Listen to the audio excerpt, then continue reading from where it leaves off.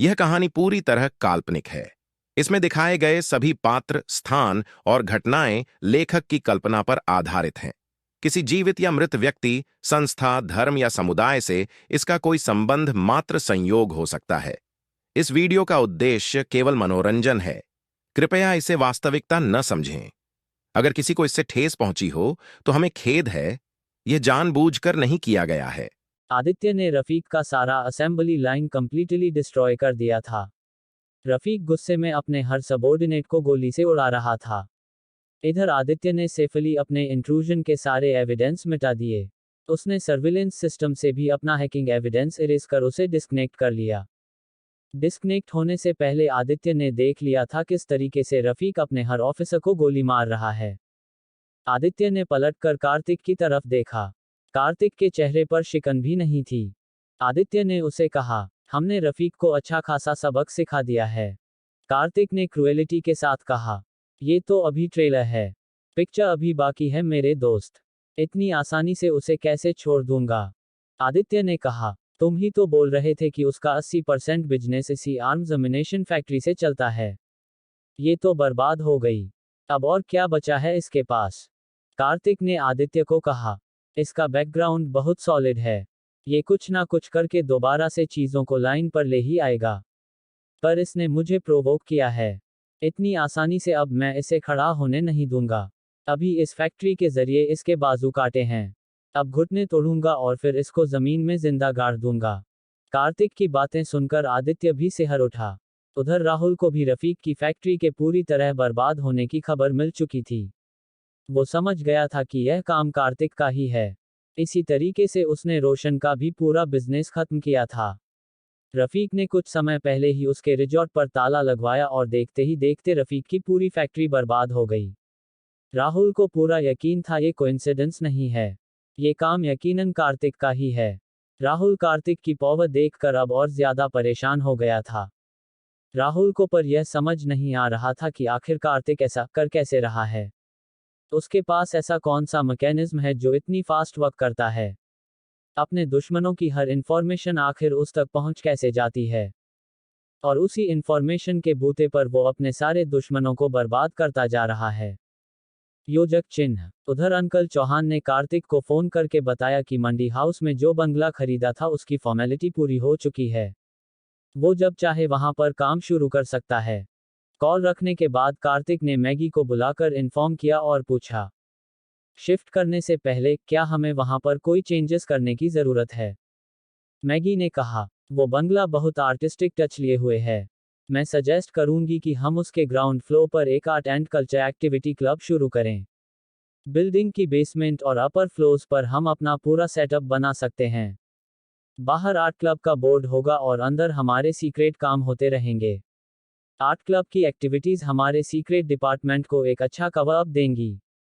कार्तिक ने मैगी को अप्रिशिएट करते हुए कहा, फंटास्टिक आइडिया। कार्तिक ने फिर मैगी से पूछा, मैंने तुम्हें इस डिपार्टमेंट के लिए कुछ और एफिशिएंट लोगों को रिक्रूट करने को कहा था। उसका क्या हुआ। मैगी ने कहा, मैंने कुछ सूटेबल कैंडिडेट्स को शॉर्टलिस्ट किया है। आप एक बार देखकर अप्रूव कर दीजिए। उसके बाद ही मैं उन्हें हायर करूंगी। कहते हुए मैगी ने कार्तिक के सामने एक फाइल रख दी, जिसमें उन सब लोगों की डिटेल्स थी जिनको वो इंटेलिजेंस डिपार्टमेंट में हायर करना चाहती थी। फाइल में पहली इंफॉर्मेशन थी एक 30 ईयर ओल्ड लेडी की, जिसके चेहरे पर माथे से लेकर होंठ तक कट का निशान था। वह पहले रॉ के लिए काम कर चुकी है, पर कुछ मेजर इंजरीज होने की वजह से उसको गवर्नमेंट सर्विस से रिलीव कर दिया गया। अब वह साउथ एक्स में एक बुक शॉप चलाती है। कार्तिक ने मैगी की तरफ देखकर पूछा, जब रॉ ने इसे रिलीव कर दिया था तो ये हमारे किस काम की है। मैगी ने कहा, गवर्नमेंट एजेंसियों के अपने रूल्स रेगुलेशन होते हैं, उन्हें वो फॉलो करने पड़ते हैं। कुछ इंजरीज की वजह से उन्होंने इसको रिलीव कर दिया, पर यह अभी भी बहुत केपेबल है। ये दुनिया का हर वेपन इजीली हैंडल कर सकती है, एडवांस से एडवांस वेपन भी। इसकी फाइटिंग स्किल्स भी एक्सीलेंट हैं। ऑब्जर्वेशन पावर गिद्ध की नज़रों को मात कर दे। और अबव ऑल, अपने सर्विस टाइम में इसने जो इंफॉर्मेशन कनेक्शंस बनाए थे उनसे इसके अभी भी अच्छे लिंक हैं, जिनका फायदा हमें भी मिल सकता है। कार्तिक ने मैगी से पूछा, ये हमारे लिए काम करेगी। मैगी ने कहा, डेफिनेटली करेगी। इसके रूल्स है कि यह ड्रग्स, चाइल्ड ट्रैफिकिंग और प्रोस्टिट्यूशन, इन 3 फील्ड के अलावा किसी के लिए भी काम करने को तैयार है, बशर्ते इसे पैसा इसकी मर्जी का दिया जाए। कार्तिक इस बात पर मुस्कुरा दिया और बोला, मेरी तरफ से इसके लिए अप्रूवल है। इसे हायर करो, वो भी इसकी मनचाही कीमत पर। मैगी ने हाँ में सिर हिला दिया। दूसरा बायोडेटा था एक 28 साल के लड़के का जो इलीगल फाइट्स में कभी बहुत एक्टिव रहा था। 2 साल पहले उसके एम्प्लॉयर का किसी से झगड़ा हो गया था। इलीगल फाइट्स के कोई रूल रेगुलेशन नहीं होते। अपोजिट फाइटर के मैनेजर ने इसके बॉस पर दबाव डाला कि वह इसको फाइट हार जाने के लिए मजबूर करें। इसके बॉस ने उन लोगों को कहा कि मेरा फाइटर आज तक कोई फाइट नहीं हारा। उसने उन लोगों की ऑफर लेने से मना कर दिया। उन लोगों ने इस बात पर भड़क कर इसके बॉस का खून कर दिया। इसने भी पलटकर चुन चुन के उन लोगों की गैंग के हर बंदे की खोपड़ी उड़ा दी। पुलिस तब से ही इसकी तलाश में है। ये छुपकर अब एक कंस्ट्रक्शन साइट में सुपरवाइजर की नौकरी करता है। कार्तिक ने मैगी से पूछा, ये हमारे किस काम का है? मैगी ने कहा, इसको रखने के 2 फायदे हैं। एक तो यह फियरलेस है। इसको किसी से डर नहीं लगता। कभी भी कहीं भी ये किसी से भी लड़ सकता है। दूसरा, जब ये हमारे लिए काम करेगा तो इसको रोज रोज पुलिस से भागे नहीं फिरना पड़ेगा। हम इसको नया नाम, नई आइडेंटिटी देकर अपने यहाँ रखेंगे। इसकी सबसे बड़ी खासियत यही है कि यह बहुत लॉयल है। जब हम इसे प्रोटेक्ट करेंगे तो ये यकीनन हमारी प्रोटेक्शन के लिए दिलो जान से काम करेगा। वैसे भी ये दिमाग से कम सोचता है और दिल से ज्यादा। कुछ जगहों पर हमें ऐसे ही लोगों की जरूरत है। कार्तिक कुछ देर सोचता रहा और फिर उसके लिए भी कार्तिक ने अपना अप्रूवल दे दिया। तीसरा बायोडेटा सबसे इंटरेस्टिंग था। यह एक 40 साल की उम्र का आदमी था जो अपने जमाने में बहुत फेमस चोर रह चुका है। किसी भी सिक्योरिटी सिस्टम को क्रैक करके कीमती से कीमती सामान वहां से गायब कर देना, यही इसकी यूएसपी रही है। मैगी ने कार्तिक को बताया, ठग कहो, कॉनमैन कहो, चोर कहो, पर दुनिया का कोई ऐसा काम नहीं है जो इसको ना आता हो। यह अभी कुछ दिन पहले ही जेल से 10 साल की सजा काटकर छूटा है। कार्तिक ने मैगी से पूछा, अगर यह इतना ही एफिशिएंट था तो पकड़ा कैसे गया? मैगी ने मुस्कुराते हुए कहा, मोहब्बत ऐसी चीज है सर, जिसके गले पड़ जाए उसका डूबना कन्फर्म है। इसे भी एक लड़की से मोहब्बत हो गई थी। मोहब्बत भी ऐसी वैसी नहीं, बल्कि इतनी घनघोर टाइप की ये उसके लिए कुछ भी करने को तैयार था। उसी ने इसको मजबूर किया कि यह सारे गलत काम छोड़कर सरेंडर कर दे। और इसने कर भी दिया। पर सबसे बुरी बात यह हुई कि इसके जेल जाने के कुछ साल के अंदर ही कैंसर से उस लड़की की डेथ हो गई। यह इतने डिप्रेशन में आ गया कि इसने जेल में 2 बार सुसाइड की कोशिश की, पर दोनों बार इसकी जान बच गई। कार्तिक ने मैगी से पूछा, इस माइंडसेट में ये हमारे लिए क्या काम करेगा? मैगी ने कार्तिक को कहा, इसका यही माइंडसेट हमारे लिए बहुत काम का है। ये अब किसी भी इमोशन से इम्यून हो गया है। इसको जितना जैसा और जो बोला जाता है ये बिना किसी सवाल जवाब के करता है। कार्तिक ने मैगी से पूछा, और ऐसा करने के पीछे इसका मोटिव क्या है? मैगी ने बताया, वो लड़की जिससे ये प्यार करता था और जो कैंसर से मर गई, इसके जेल जाने के समय प्रेग्नेंट थी। वो बच्चा इसका था, जिसे उस लड़की की माँ पाल रही थी। जब इसने दूसरी बार सुसाइड अटेम्प्ट किया तो उस लड़की की माँ ने इसे यह बात बताई कि इसकी एक बेटी भी है। हालांकि वो उस बच्ची को इसके साए से भी दूर रखना चाहती थी, इसलिए अभी तक उसने यह बात इससे छुपाए रखी थी। पर बाद के दिनों में उस बच्ची की नानी खुद बहुत बीमार रहने लगी। उस औरत को समझ में आ गया कि उसके मरने के बाद ये लड़की सड़क पर आ जाएगी, कम से कम अपने बाप के पास महफूज तो रहेगी। इसलिए उसने मरने से पहले इस आदमी को इसकी बेटी के बारे में बता दिया। इसको भी जीने का मकसद मिल गया। यह अपनी उस बेटी को अच्छी जिंदगी देने के लिए अब लाइफ को रीस्टार्ट करना चाहता है। कार्तिक ने मैगी से पूछा, तुमने इससे बात की है? ये हमारे लिए काम करेगा? मैगी ने जवाब दिया, ये हमारे लिए जरूर काम करेगा, क्योंकि इसको हेराफेरी के अलावा दूसरा कोई काम आता ही नहीं है। हमारे पास पैसा अच्छा है, इसको कवरिंग अच्छी देंगे, और इसकी बेटी को डेफिनेटली एक शानदार फ्यूचर भी हम शो करेंगे। कार्तिक ने मैगी को कहा, इसको लेकर फिर भी मैं शो नहीं हूं, और मुझे ये भी समझ नहीं आ रहा कि तुम इसको हायर करने में इतनी इंटरेस्टेड क्यों हो। मैगी ने कार्तिक को कहा, यकीन कीजिए सर, क्रुशल टाइम में फुल प्रूफ प्लानिंग के साथ कोई भी मिशन कैसे एग्जीक्यूट किया जाता है, जिसमें मिनिमम लॉस हो और लोगों को पता भी ना चले, इस काम में इसे महारत हासिल है। कार्तिक ने मैगी से कहा, ठीक है, इन तीनों से मेरी मीटिंग फिक्स करो। फाइनल डिसीजन उसके बाद ही लूंगा। कार्तिक ने फिर मैगी से पूछा, हम उस आर्ट क्लब का नाम क्या रखेंगे? मैगी ने फौरन कहा, कला संगम। ये नाम कैसा रहेगा सर? कार्तिक ने मुस्कुराकर कहा, अच्छा नाम है। ठीक है, यही नाम रखेंगे। रिसोर्ट से कुछ एफिशिएंट लोगों को अब क्लब में ट्रांसफर कर दो। उनकी एक्टिविटीज वही रहेंगी जो यहाँ पर करते हैं। उनके अलावा क्लब के लिए आर्ट म्यूजिक के जो भी टीचर्स तुम हायर करना चाहती हो वह भी कर लो। पर मेक श्योर, यहाँ से जो भी एम्प्लॉयज शिफ्ट करोगी देखना कि उनकी लॉयल्टी पर कोई संदेह ना हो। हमको वहाँ पर अपने सबसे वफादार लोग चाहिए। मैगी ने हाँ में सिर हिलाते हुए कहा, हो जाएगा सर। मैगी ने कार्तिक को बताया कि उसने ऑलरेडी उस बंगले की रिनोवेशन का काम भी शुरू करवा दिया है। बंगले को क्लब की रिक्वायरमेंट के हिसाब से तैयार किया जा रहा है और जो नाम अभी कार्तिक ने अप्रूव किया है उस नाम का बोर्ड भी जल्द ही लग जाएगा। मैगी की एफिशिएंसी देखकर कार्तिक खुद को बहुत लकी फील कर रहा था कि उसके पास इस तरह की मैन पावर है जो आने वाले समय में उसको अपना एम्पायर चलाने में बहुत काम आएगी। कुछ दिन बाद कार्तिक मैगी के साथ क्लब गया। उस बंगले में किए गए चेंजेस देखकर कार्तिक सरप्राइज हो गया। मैगी ने उसको इंटेलिजेंस डिपार्टमेंट की रिक्वायरमेंट के हिसाब से बहुत एफिशिएंटली प्रिपेयर किया था। कार्तिक ने मैगी से कहा, यहाँ का काम तो ऑलमोस्ट कंप्लीट है। अब एक एक करके उन 3 लोगों से भी मिल लेते हैं जो तुम्हारे अलावा इस सिस्टम के मेन पिलर्स बनने वाले हैं। मैगी ने कार्तिक को कहा, मैं उनमें से एक को हौस खास के रॉयल स्टैग पब में मिलने बुला लेती हूँ। कार्तिक ने हाँ में सिर हिला दिया। कार्तिक जानबूझकर उन लोगों को अपने ऑफिस नहीं बुला रहा था। वो नहीं चाहता था कि रिसोर्ट में उनकी एंट्री मार्क हो।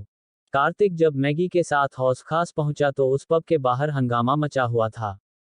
कार्तिक ने गाड़ी से उतर के देखा।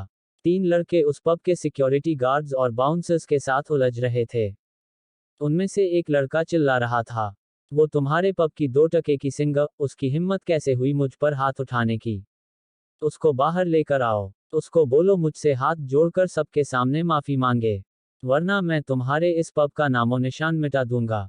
दूर से ही दिखाई दे रहा था कि वह लड़का बहुत नशे में है। सिक्योरिटी गार्ड उसको समझाने की कोशिश करता हुआ बोला, सर मैं मानता हूं उस लड़की से गलती हुई पर अब आप इस बात को जाने दीजिए। प्लीज सर, उस लड़के के दोस्त ने कहा। ऐसे कैसे जाने दे बे? उसने हमारे ब्रो पर हाथ कैसे उठाया? या तो तुम उस लड़की को बाहर लेकर आओ, वरना मैं उसे घसीट कर लाता हूं। उन सब लड़कों ने बहुत शराब पी रखी थी। तीसरे लड़के ने सड़क पर से बड़ा सा पत्थर उठाकर पब की ग्लास विंडो की तरफ निशाना साधते हुए कहा, तू लड़की को बाहर लाता है कि तोड़ूं तुम्हारे शीशे? सिक्योरिटी गार्ड उन लड़कों को शांत करने की कोशिश कर रहा था। बाउंसर्स ने भी अपना गुस्सा जैसे तैसे दबा रखा था, वरना उनके एक्सप्रेशन से तो लग रहा था कि वह उन लड़कों की तबीयत से धुनाई कर देना चाहते हैं। कार्तिक थोड़ा आगे गया तो देखा कि शराब पीकर यह हंगामा मचाने वाला लड़का और कोई नहीं, वही बॉबी है जिसने ट्रिप के दिन कॉलेज के बाहर अपनी स्पोर्ट्स कार से बसों का रास्ता रोका था, जिसकी मैगी ने जमकर पिटाई भी की थी। बॉबी की शक्ल देखकर कार्तिक समझ गया कि उस पर बाउंसर हाथ क्यों नहीं उठा रहे। वो बेचारे भी मजबूर हैं। वो बॉबी की बैकग्राउंड से अच्छी तरह अवेयर होंगे, इसलिए ही उसको रफ ट्रीट नहीं कर पा रहे। कार्तिक ने वहां खड़े एक आदमी से पूछा, मामला क्या है? उद्धरण चिन्ह। उस आदमी ने बताया, इस लड़के ने पब में जो लड़की गाना गा रही थी, स्टेज पर चढ़कर उसको गलत तरीके से हाथ लगाया। उस लड़की ने गुस्से में पलटकर इसको थप्पड़ जड़ दिया। तभी इसके सारे दोस्त स्टेज पर चढ़ गए और उस लड़की के साथ जबरदस्ती करने की कोशिश करने लगे। क्लब के सिक्योरिटी गार्ड्स और बाउंसर्स मजबूर हो गए इनको घसीट के पब के बाहर लाने के लिए। तब से इन्होंने यहाँ पर हंगामा मचा रखा है। बड़े बाप की औलाद हैं और इसका क्रिमिनल रिकॉर्ड भी हैं, इसलिए ही बाउंसर्स ने अपने हाथ रोक रखे हैं, वरना अब तक तो इन लड़कों के हाथ पैर तोड़ देते। कार्तिक ने उस आदमी की बात सुनकर उन सिक्योरिटी गार्ड्स की तरफ देखा। उनमें से एक गार्ड, जो बॉबी को सबसे स्ट्रांगली रोकने की कोशिश कर रहा था, उसकी शक्ल देखते ही कार्तिक चौंक गया। कार्तिक ने उसे पहचान लिया था। पब में बॉबी और उसके दोस्तों ने उस सिंगल लड़की को छेड़ा था। इस बात पर लड़की के थप्पड़ मार देने पर वह लोग भड़क गए। तब मजबूरन सिक्योरिटी गार्ड्स ने बॉबी और उसके दोस्तों को पब से बाहर निकाल दिया। बाहर उन सब का आपस में झगड़ा चल ही रहा था कि तभी पब का मैनेजर भागता हुआ बाहर आया। उसने बॉबी को समझाने की कोशिश की तो बॉबी उस पब के मैनेजर को देखकर और भड़क कर बोला, तू जानता है ना तेरे इस पब को किसने फाइनेंस किया है? या तो तू उस लड़की को मेरे हवाले कर, वरना आज अभी से अपने इस पब को बंद समझ। बॉबी की धमकी से उस मैनेजर के माथे पर पसीना छलक आया। वह समझ गया कि बॉबी को कैसे भी शांत नहीं किया जा सकता। एक सिंगल लड़की के लिए वह अपना पब बंद होने नहीं दे सकता था। मैनेजर ने मजबूर होकर सिक्योरिटी गार्ड को कहा, जाओ उस सिंगल लड़की को बाहर लेकर आओ। मैनेजर के ये कहते हैं उनमें से एक सिक्योरिटी गार्ड बोला, यह आप क्या कह रहे हैं सर? ऐसे कैसे हम उस लड़की को इन लोगों को दे सकते हैं? क्या आप नहीं जानते कि यह लोग उसके साथ क्या करेंगे? मैनेजर ने उस सिक्योरिटी गार्ड को डांटते हुए कहा, तुम बीच में ज्यादा चौधरी मत बनो। मैं जानता हूं मैं क्या कर रहा हूं। उस लड़की के लिए मैं अपना पब नहीं बंद होने दे सकता। उस लड़की की अपनी किस्मत है। अब जो हो उसके साथ तो हो। जब सिक्योरिटी गार्ड मैनेजर से बहस कर रहा था तब कार्तिक ने उसे पहचान लिया था। वो वही आदमी था जिसका बिल उस दिन डिपार्टमेंटल स्टोर में कार्तिक ने पे किया था, जिसने कियारा के लिए शहद और अदरक वाला सजेशन भी दिया था। कार्तिक को याद आया कि उसने इस आदमी को अपना गोल्ड प्लेटेड विजिटिंग कार्ड दिया था जब वह कार्तिक के पे किए हुए पैसे लौटाने की जिद कर रहा था। कार्तिक ने एक्सपेक्ट नहीं किया था कि वो आदमी अचानक इस तरह किसी पब में उसे सिक्योरिटी गार्ड की तरह कभी यूं मिल सकता है। ये तो कंस्ट्रक्शन साइट पर काम करता था, कार्तिक ने मन में ही सोचा। कार्तिक अभी यह सब सोच ही रहा था कि बॉबी उस सिक्योरिटी गार्ड पर चिल्लाते हुए बोला, तेरा बॉस जो बोल रहा है तुझे समझ नहीं आ रहा? अगर 1 मिनट के अंदर तू उस लड़की को लेकर नहीं आया तो सबसे पहले तो मैं तेरा मुंह फोड़ूंगा। सिक्योरिटी गार्ड ने भी उतने ही गुस्से में बॉबी को जवाब दिया, हिम्मत है तो हाथ उठाकर दिखा। उसके इस तरह जवाब देने से मैनेजर बुरी तरह भड़क गया और उस पर चिल्लाया, अबे ओ राशिद के बच्चे, गर्मी किसको दिखा रहा है? पता भी है ये पब इन्हीं के पैसे से चलता है और तू इनको तेवर दिखा रहा है। मैनेजर के चिल्लाने पर कार्तिक को याद आया कि इस वकर का नाम राशिद था। सिक्योरिटी गार्ड जब अपनी जगह से नहीं हिला तो मैनेजर और तेज चिल्लाया, ओए, जाता है कि नहीं? फौरन अंदर जाकर उस लड़की को बाहर लेकर आ, वरना अभी की अभी तुझे नौकरी से निकाल दूंगा। मैनेजर के चिल्लाते ही वो सिक्योरिटी गार्ड एक कदम आगे बढ़ा। मैनेजर सकपकाया गया, उसे लगा कि वह सिक्योरिटी गार्ड उस पर ही हाथ उठाने वाला है। पर उस गार्ड ने अपनी जैकेट के बटन खोलने शुरू किए और जैकेट उतारकर जमीन पर फेंकते हुए कहा, पकड़ अपनी नौकरी, और अब जिस माई के लाल में हिम्मत है उस लड़की को हाथ लगाकर दिखाए। उस सिक्योरिटी गार्ड राशिद के तेवर देखकर वहां खड़ा हर इंसान दंग रह गया। मैनेजर गुस्से में तेज दहाड़ते हुए बाकी सिक्योरिटी गार्ड्स और बाउंसर्स को बोला, इसकी इतनी हिम्मत कि मुझसे जुबान चला रहा है, तोड़ दो इसके हाथ पैर। मैनेजर का ऑर्डर मिलते ही वह सब लोग राशिद को मारने लगे, यहां तक कि बॉबी के दोस्त भी। कार्तिक उसे बचाने के लिए आगे बढ़ने लगा तो मैगी ने कार्तिक का हाथ पकड़कर रोक लिया। कार्तिक ने मैगी की तरफ देखकर कहा, मुझे उसकी मदद करने दो, वो लोग उसे मार डालेंगे। मैगी ने कहा, सर आप शांति से खड़े रहिए, उसे कुछ नहीं होगा। आप ध्यान से देखिए, उनमें से कोई भी उसके किसी भी क्रुशल बॉडी पार्ट को छू तक नहीं पा रहा। साफ पता चल रहा है कि वो कोई आम आदमी नहीं है, वह मार्शल आर्ट्स में ट्रेंड है। मैगी की इस बात पर कार्तिक सरप्राइज हुआ और ध्यान से देखने लगा। वाकई उस फाइट में वह उन 10 गुंडों पर भारी पड़ रहा था। उस आदमी पर काबू न कर पाने की झुंझलाहट में वो सब और एग्रेसिवली उसे मारने की कोशिश करने लगे। बॉबी के दोस्त भागकर अपनी स्पोर्ट्स कार तक गए और डिग्गी में से बेसबॉल के बैट और हॉकी निकाल लाए। वो लोग उन बेसबॉल के बैट से राशिद पर वार करने ही वाले थे कि पब के दरवाजे से एक सुरीली पतली आवाज आई, रुक जाओ, उनको मत मारो। सबकी गर्दन आवाज की दिशा में घूम गई। ब्लैक कलर की शॉर्ट स्कर्ट और सिल्वर टॉप में एक बेहद खूबसूरत लड़की खड़ी थी और उसकी आंखों में आंसू थे। उस लड़की ने राशिद की तरफ देखकर कहा, मैं आपकी बहुत शुक्रगुजार हूँ, आपने मेरी बहुत मदद की, पर प्लीज अब आप मुझे मेरे हाल पर छोड़ दीजिए। आप इस झगड़े से पीछे हट जाए, वरना ये लोग आपको जिंदा नहीं छोड़ेंगे। फिर उसने बॉबी की तरफ देखा और बोली, तुम्हारा झगड़ा मेरे साथ है, तुम्हें जो करना है मेरे साथ करो, इनको छोड़ दो। बॉबी ने सरकास्टिकली हंसते हुए कहा। फाइनली तुमको समझ आ गया कि मुझसे कोई नहीं बचा सकता। पर इस सिक्योरिटी गार्ड को तो मैं जाने नहीं दूंगा। अगर आज मैंने इस चूजे को छोड़ दिया तो हरेरा गहरा कल को मेरे सामने सिर उठाने लगेगा। कहकर बॉबी उस सिक्योरिटी गार्ड की तरफ बढ़ा और उसे मारने के लिए उसने पंच बनाया। राशिद ने तेजी से साइड हटकर उसके पंच से खुद को बचाया और अपना सिर उसके मुंह पर दे मारा। बॉबी की नाक से भरभरा कर खून निकल गया। वह जमीन पर दोहरा पड़ा चिल्लाने लगा। बॉबी को जमीन पर गिरा देखकर उसके सारे दोस्त एकदम से हरकत में आ गए। वो बेसबॉल और हॉकी से राशिद पर अटैक करने ही वाले थे कि कार्तिक बहुत तेज चिल्लाया, खबरदार जो इसे किसी ने हाथ लगाया। बॉबी और उसके दोस्तों ने पलटकर कार्तिक की तरफ देखा और सबके मुंह से एक साथ निकल, तुम। सब के सब कार्तिक को आंखें फाड़कर देख रहे थे। बॉबी को सपने में भी उम्मीद नहीं थी कि कार्तिक उसे फिर एक बार इस तरह टकरा सकता है। पिछले दिनों अपनी प्रॉपर्टी की ड्यू पेमेंट के सिलसिले में बॉबी ने राहुल से कांटेक्ट करने की कोशिश की थी। उसे पता चला था कि कुछ दिन पहले राहुल का कार्तिक से झगड़ा हुआ था और तब से राहुल लापता है। बॉबी यह समझ चुका था कि कार्तिक बहुत ही इन्फ्लुएंशियल आदमी है और राहुल के गायब हो जाने के पीछे भी कार्तिक ही है। बॉबी कार्तिक को देखते ही टेंस हो गया। राहुल के दोस्तों की नज़र कार्तिक के साथ खड़ी मैगी पर थी। उन सबको याद आया कैसे मैगी ने पिछली बार 2 मिनट के अंदर उन सब का वो हाल किया था कि 2 हफ्ते तक उन लोगों की हड्डियां दुखती रही थी। बॉबी ने बहुत हिम्मत करके कार्तिक को कहा, यह मेरा मामला है, तुम इसमें मत पड़ो, तुम्हारा इससे कोई लेना देना नहीं। कार्तिक ने उसे पलटकर कहा, लेना देना कैसे नहीं? तू जिस सिक्योरिटी गार्ड पर हाथ उठा रहा है वह मेरा दोस्त है और मेरे दोस्त पर हाथ उठाना मुझ पर हाथ उठाने जैसा है। वो आदमी राशिद भी अब तक कार्तिक को पहचान गया था। कार्तिक ने जिस तरह राशिद के लिए स्टैंड लिया, राशिद का मन उसके लिए बहुत रिस्पेक्ट से भर गया। बॉबी ने हैरान होते हुए पूछा, एक सिक्योरिटी गार्ड तुम्हारा दोस्त कैसे हो सकता है? दरअसल बॉबी कार्तिक को जब से जानता है तब से उसने कार्तिक को सुपर रिच ही देखा है।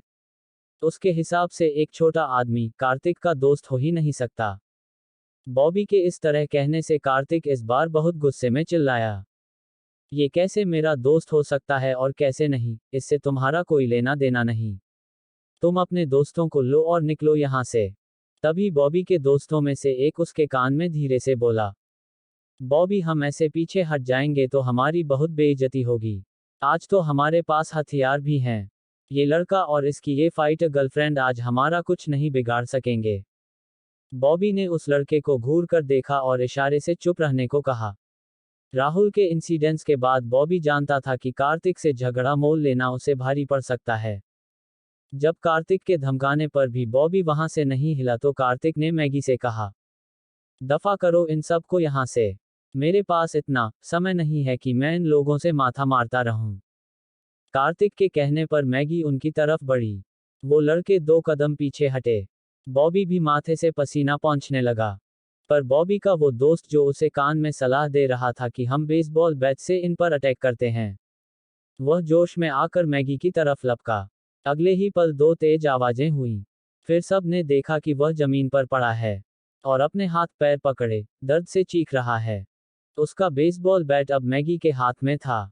अगले ही पल मैगी ने बेसबॉल का मजबूत बैट अपने हाथों से 2 टुकड़े कर कर उसी लड़के पर फेंक के मारा। बेसबॉल बैट को मैगी ने जिस तरह हाथों से तोड़ डाला, पूरी भीड़ उसको इस तरह से देख रही थी जैसे दुनिया का कोई 8वां अजूबा देख लिया हो। किसी को यकीन नहीं आ रहा था कि एक लड़की बेसबॉल का इतना सॉलिड बैट इस तरह हाथों से तोड़ सकती है। भीड़ में से किसी की आवाज आई, अरे ये सचमुच की लड़की है या कोई रॉबर्ट है? राशिद और बाकी सिक्योरिटी गार्ड्स भी बहुत हैरानी से मैगी को देख रहे थे। पब का मैनेजर तो पत्ते की तरह कांप रहा था। उधर बॉबी के दोस्त एक एक करके अपनी कारों की तरफ भाग लिए। सबको मैगी से हुई पिटाई याद आ गई थी और जिस तरीके से मैगी ने अभी बेसबॉल का बैट तोड़ा था, उन सबको अपनी हड्डियों की फिक्र हो गई थी। बॉबी वहां अकेला खड़ा रह गया।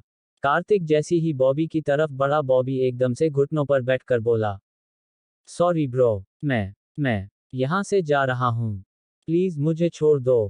कार्तिक ने बुरा सा मुंह बनाते हुए कहा, निकल ले यहां से, और फ्यूचर में मेरे इस दोस्त या उस सिंगल लड़की को हाथ लगाने की कोशिश भी की ना तो अगली बार बेसबॉल का बैट नहीं टूटे, तेरे हाथ पैरों के 2 टुकड़े हो जाएंगे। बॉबी तेजी से उठा और अपनी कार की तरफ भाग लिया। उसके जाने के बाद कार्तिक राशिद की तरफ पलटा और हाथ बढ़ाते हुए कहा, बड़े भाई कैसे हैं आप? कार्तिक जैसे बड़े इंसान से खुद को इतना सम्मान मिलता देख राशिद को समझ नहीं आया कि वो कैसे रिएक्ट करे। कार्तिक जब राशिद को उस दिन गोल्ड कार्ड देकर गया था, राशिद उसी दिन समझ गया था कि कार्तिक बहुत पैसे वाला है। पर आज जिस तरीके से बॉबी और उसके दोस्त यहां से डर के भागे थे, राशिद को ये भी दिख गया था। कार्तिक ना सिर्फ पैसे वाला है बल्कि बहुत पावरफुल भी है। ऐसा इंसान आगे बढ़कर उसको बड़ा भाई बुला रहा था। राशिद बिल्कुल सकपका गया। इतने बड़े आदमी के आगे कैसे और क्या बोले। राशिद अभी सोच ही रहा था कि कार्तिक को क्या जवाब दे। इतने में पब का मैनेजर कार्तिक के सामने आकर खड़ा हुआ और बोला, सर हमारी खुशकिस्मती है कि आप जैसा इंसान हमारे पब में आया। मैं कह इससे पहले कि वो कुछ और बोलता, मैगी कार्तिक और उसके बीच में आकर खड़ी हुई और उसको पीछे धक्का देते हुए बोली, तेरी औकात नहीं है कि तू कार्तिक सर से बात भी करें। पीछे हट। मैगी के ऐसा करने से मैनेजर स्टन रह गया। वह समझ गया अभी जिस तरीके से वो उस सिंगल लड़की को बॉबी को देने वाला था और सिक्योरिटी गार्ड को पिटवा रहा था, कार्तिक उससे नाराज है। आखिर कार्तिक ने उस सिक्योरिटी गार्ड को अपना दोस्त भी तो कहा है। इस बात का एहसास होते ही मैनेजर तेजी से राशिद की तरफ पलटा और उसको मक्खन लगाता हुआ बोला, राशिद मेरे भाई, तुम तो हमारे पब का हीरा हो। सॉरी मैंने तुमको गुस्सा किया, पर तुम मेरी सिचुएशन समझ रहे हो ना। अगर मैं ऐसा नहीं करता तो वह बॉबी मेरा पब बंद करवा देता। प्लीज मुझे माफ कर दो। कार्तिक ने मैगी की तरफ देखकर कहा, यह आदमी तो गिरगिट को भी मात करता है। फिर कार्तिक ने उस पब मैनेजर से तेज आवाज में बोला, यू इडियट, दफा हो जाओ तुम यहां से। फिर कार्तिक ने राशिद को कहा, बड़े भाई आप तो कंस्ट्रक्शन साइट पर काम करते थे ना, यहाँ सिक्योरिटी गार्ड की जॉब में कैसे? राशिद ने कार्तिक को बताया, भाई मेरा असली जॉब यही है। कंस्ट्रक्शन साइट पर तो मैं पार्ट टाइम काम करता हूँ ताकि 4 पैसे ज्यादा कमा सकूं। पर आज इस पब की नौकरी मैं छोड़ रहा हूँ। अपने लिए कोई और काम ढूंढ लूंगा पर इस घटिया आदमी के लिए काम नहीं करूंगा। राशिद की बात सुनकर मैनेजर को तेज गुस्सा आया पर उसकी हिम्मत नहीं थी कि वह कार्तिक के सामने राशिद को कुछ कह सके। फिर राशिद ने कार्तिक को झिझकते हुए कहा, भाई मुझे अभी आपके पैसे भी चुकाने हैं। फिलहाल मेरे पास पैसे नहीं है, पर मैं जल्दी ही आपके पैसे चुका दूंगा। मैंने आपका कार्ड संभाल के रखा हुआ है। कार्तिक ने बहुत प्यार से राशिद को कहा, बड़े भाई मैंने आपको पहले भी कहा है कि आपको वो पैसे वापस देने की जरूरत नहीं है। राशिद ने कार्तिक को कहा, और मैंने भी तो आपसे कहा था भाई कि मैं इस तरह पैसे नहीं रख सकूंगा। मेरा जमीर इस बात के लिए गवारा नहीं करता। तभी मैनेजर बीच में बोला, राशिद तुम ऐसे नौकरी छोड़कर जा नहीं सकते, वरना कॉन्ट्रैक्ट के मुताबिक तुमको इस महीने की सैलरी नहीं मिलेगी। राशिद कुछ जवाब देता इससे पहले ही कार्तिक ने कहा, अपनी सैलरी और अपनी नौकरी दोनों अपने पास रखो, और दोबारा हिम्मत मत करना बीच में बोलने की। कहकर कार्तिक राशिद की तरफ बढ़ा, उसके कंधे पर हाथ रखकर उसे अपने साथ लेकर आगे चल दिया। कार्तिक के इस आत्मीयता भरे जेस्चर पर राशिद बहुत टच फील कर रहा था।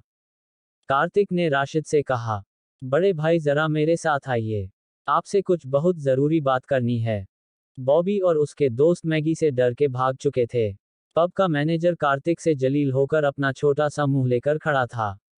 कार्तिक सिक्योरिटी गार्ड राशिद को साथ लेकर वहां से आगे बढ़ गया और उससे बोला, बड़े भाई मैंने अभी एक नया क्लब स्टार्ट किया है। मुझे उसकी सिक्योरिटी के लिए भरोसेमंद लोगों की जरूरत है। आज से आप उसकी सिक्योरिटी का जिम्मा ले लीजिए। आप चाहे तो अपनी जान पहचान के और गार्ड्स भी हायर कर सकते हैं। सिक्योरिटी हेड आप ही रहेंगे। आपको 50,000 रुपये महीना मिलेगा। ये सैलरी अगर आपके लिए कम है तो बताएगा, मैं और बढ़ा दूंगा। राशिद बहुत हैरानी से कार्तिक की तरफ देखने लगा। उसने सपने में भी नहीं सोचा था कि कार्तिक इस तरह उसको अपने क्लब में सिक्योरिटी हेड की जॉब ऑफर करेगा। इस पब में वो बस एक साधारण सा सिक्योरिटी गार्ड था। उसे महीने के महज 20,000 मिल रहे थे। अब कार्तिक उसे डबल से भी ज्यादा सैलरी देने की बात कर रहा था। जब कार्तिक और राशिद बात कर रहे थे, कार्तिक ने ध्यान नहीं दिया कि वो सिंगल लड़की उनके पीछे पीछे चल रही है। उसने कार्तिक और राशिद की सब बातें भी सुन ली थी।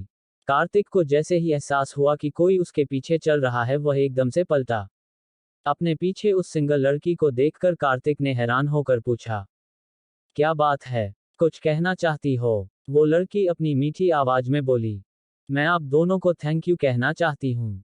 आज अगर आप लोग नहीं होते तो वो मैनेजर मुझे उन बदतमीज लड़कों के हवाले कर देता। मैं उस तरह की लड़की नहीं हूँ। मैं तो मजबूरी में यहाँ काम करती हूँ। मैंने म्यूजिक में ग्रेजुएशन किया है।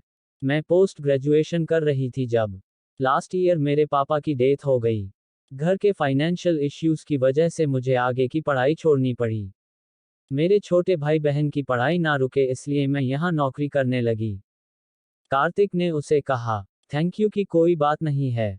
मैं तुम्हारी सिचुएशन बहुत अच्छे से समझ सकता हूँ। तुम अब निश्चिंत होकर काम करो। वो लड़के और ये मैनेजर तुम्हें अब दोबारा तंग करने की हिम्मत नहीं करेंगे। कार्तिक की बात सुनकर वो लड़की वहीं चुप खड़ी रही। कार्तिक ने उससे पूछा, कुछ और भी कहना चाहती हो? उस लड़की ने कहा, सर मेरा नाम राधिका है।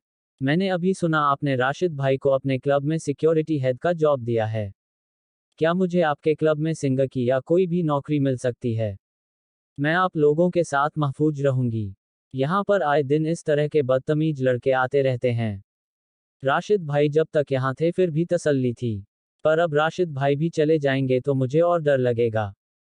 आज जिस तरीके से कार्तिक और राशिद ने उसके लिए स्टैंड लिया था, वह समझ चुकी थी कि कार्तिक के क्लब में कोई भी बदतमीज लड़का उसे हाथ नहीं लगा सकता। और राशिद भाई तो हमेशा ही उसकी प्रोटेक्शन करते आए हैं। यहाँ पर तो जिस तरह मैनेजर आज उन लड़कों के धमकाने पर उसे उन लड़कों के हवाले करने को तैयार हो गया था। पता नहीं आगे कब उसे किसको बेच दे।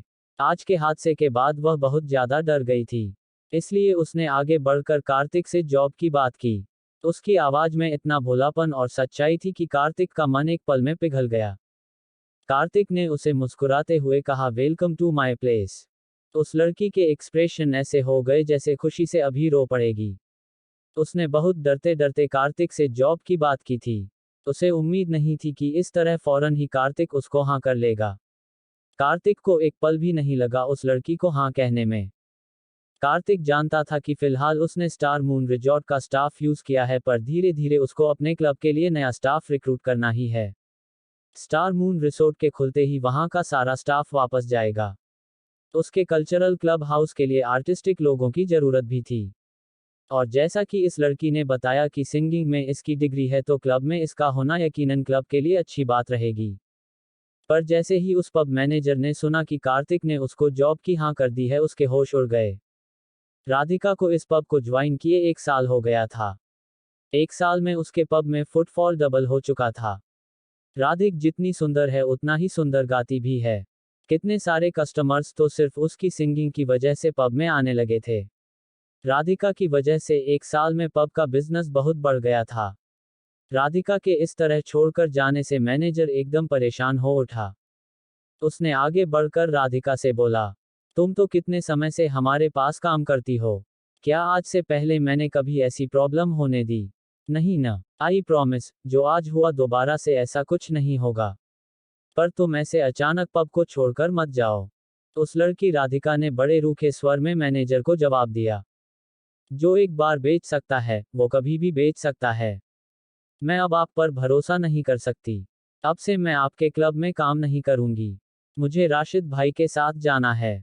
और अब से मुझे कार्तिक सर के क्लब में ही काम करना है। वो मैनेजर फौरन बोला, अगर मैं तुम्हारी सैलरी डबल कर दूं तब? राधिका ने कहा, डबल छोड़िए, आप 10 गुना भी कर देंगे तब भी मैं अब यहाँ काम नहीं करूंगी। बात सैलरी की नहीं है। माना मुझे पैसे की बहुत जरूरत है, पर मेरे लिए मेरी सेल्फ रिस्पेक्ट से ज्यादा इंपॉर्टेंट कुछ नहीं है। राधिका की बात सुनकर कार्तिक मुस्कुरा दिया। कार्तिक अभी तक चुपचाप मैनेजर और राधिका की बातें सुन रहा था, पर जिस तरह से मैनेजर राधिका को फोर्स कर रहा था, उसे देख कार्तिक ने आगे बढ़कर इस बार मैनेजर का कॉलर पकड़ लिया और कहा, जब लड़की ने एक बार मना कर दिया कि उसको तुम्हारे पब में काम नहीं करना तो क्यों जबरदस्ती कर रहे हो? इससे पहले कि मेरे दिमाग का फ्यूज उड़ जाए और मैं कोई बदतमीजी कर बैठूं, तुम यहाँ से अब निकल लो। कार्तिक के एक्सप्रेशन और टोन देखकर वह मैनेजर से हर उठा। वो चुपचाप सिर झुकाकर वहां से चला गया। कार्तिक ने राधिका और राशिद को कहा, अगर आप लोग चाहो तो हम अभी यहाँ से सीधे क्लब चल सकते हैं। आप लोग एक बार क्लब देख भी लो। उन दोनों ने खुशी खुशी हाँ कर दी। कार्तिक की कार में सब मंडी हाउस की तरफ चल दिए। कार्तिक को मैगी ने पहले ही बता दिया था। जिस लेडी से मिलने वो लोग आए थे, इस सारे झगड़े के दौरान वो वहां से चुपचाप चली गई। इतने सारे लोगों की नज़र में कार्तिक वहां आ चुका था कि सबके बीच में इस प्लेस पर कार्तिक का उससे मिलने का अब कोई सेंस नहीं था। कार्तिक जब उन लोगों को लेकर मंडी हाउस अपने क्लब में पहुंचा तो क्लब को देखकर राधिका छोटी बच्ची जैसी बहुत ही खुश हो गई। मैगी ने क्लब का कल्चरल विंग बहुत ही एस्थेटिकली तैयार किया था। राधिका हमेशा ऐसी ही जगह पर काम करना चाहती थी जहां पर म्यूजिक की रियल वैल्यू हो। कार्तिक ने राशिद और राधिका को कहा, थर्ड फ्लोर पर हमने स्टाफ के रहने के लिए कमरे बनवाए हैं। अगर आप दोनों में से कोई यहाँ पर स्टे करना चाहे तो उसकी फैसिलिटीज भी अवेलेबल है। कार्तिक ने अब राशिद की तरफ देखकर बोला, अगर यहाँ पर कोई भी प्रॉब्लम होता है या किसी भी तरह की आपको कोई ज़रूरत है तो आपके पास मेरा नंबर है ही। और अगर किसी वजह से मुझसे बात नहीं हो पाती तो आप मैगी का फ़ोन नंबर ले लीजिए। इस क्लब की इंचार्ज मैगी है। आप मेरी एब्सेंस में सीधा मैगी से भी बात कर सकते हैं। Yes boss. राशिद ने इस बार कार्तिक को भाई की जगह बॉस एड्रेस किया। कार्तिक ने मुस्कुराते हुए कहा, बड़े भाई आप मुझे सबके सामने चाहे बॉस कह लीजिए पर अकेले में भाई ही कहिए। कार्तिक की इतनी आत्मीयता के लिए राशिद ने उसे बहुत दिल से कहा, मैं आपका बहुत शुक्रगुजार हूँ भाई, इस नौकरी से मेरा ही नहीं मेरे बच्चों का जीवन भी बहुत बेहतर हो जाएगा।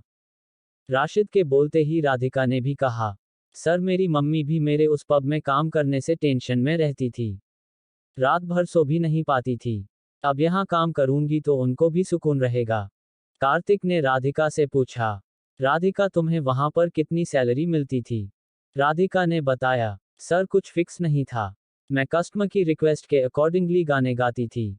मुझे पर सॉन्ग 500 रुपये मिलते थे। कभी कभी रिक्वेस्ट बहुत सारी होती थी, 8-10 गाने गा लेती थी तो एक दिन में 5,000 भी हो जाते थे। कार्तिक ने कुछ सोचकर कहा, यानी तुम 1 से 1.5 लाख कमा लेती थी? राधिका ने जवाब दिया, यस सर। तभी इस जॉब से जुड़े रिस्क जानने के बावजूद मैंने ये जॉब एक्सेप्ट की थी। पैसा अच्छा है और इतने पैसे में मेरे दोनों भाई बहन की पढ़ाई और घर का खर्चा आराम से निकल पा रहा था।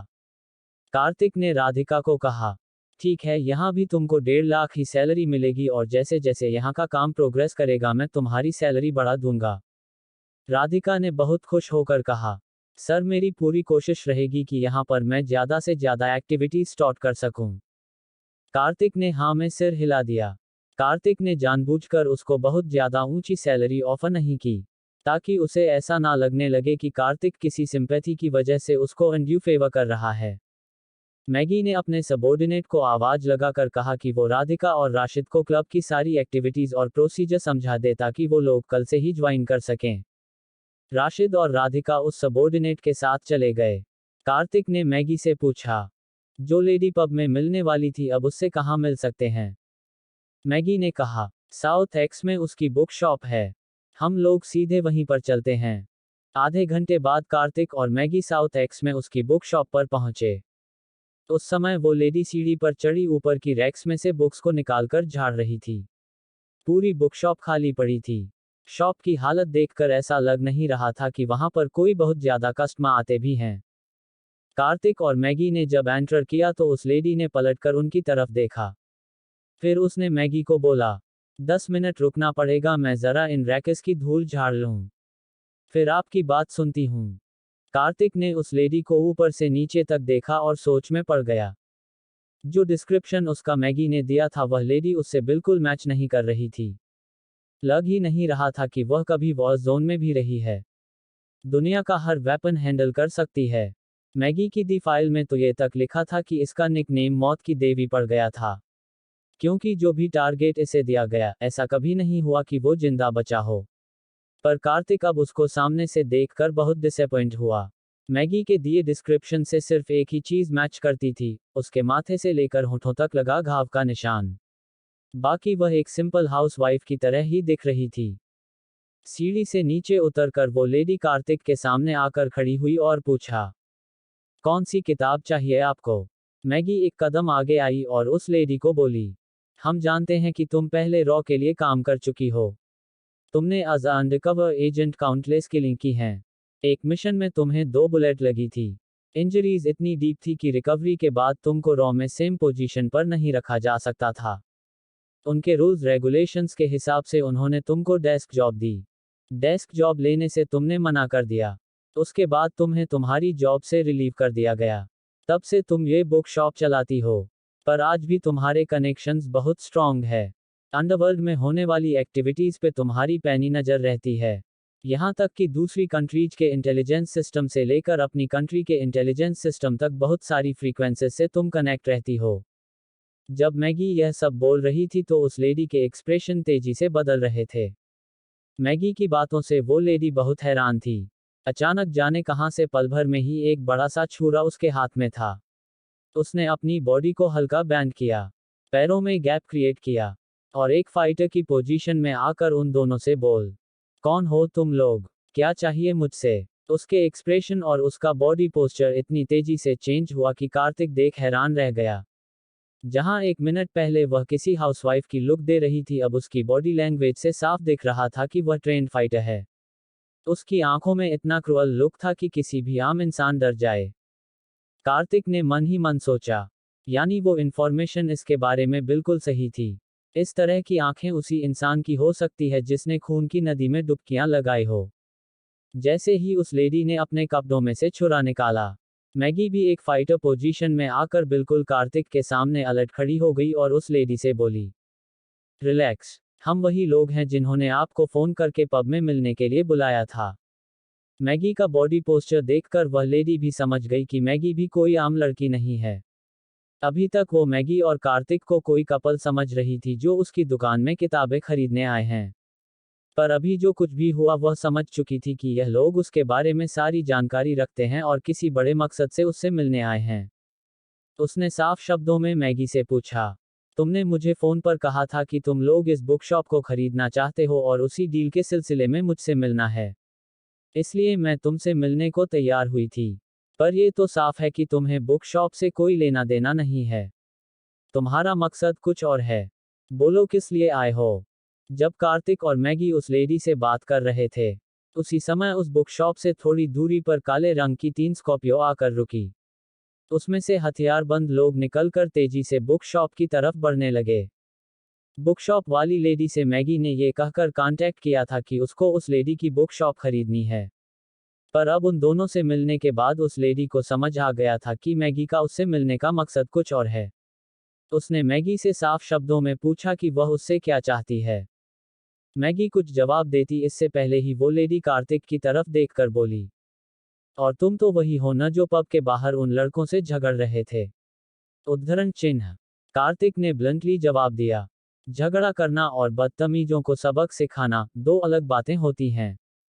उस लेडी ने थोड़ा सरप्राइज होकर कार्तिक की तरफ देखा, पर बिना कार्तिक की बात का कोई जवाब दिए वो मैगी से बोली, बताओ तुम दोनों को मुझसे क्या काम है।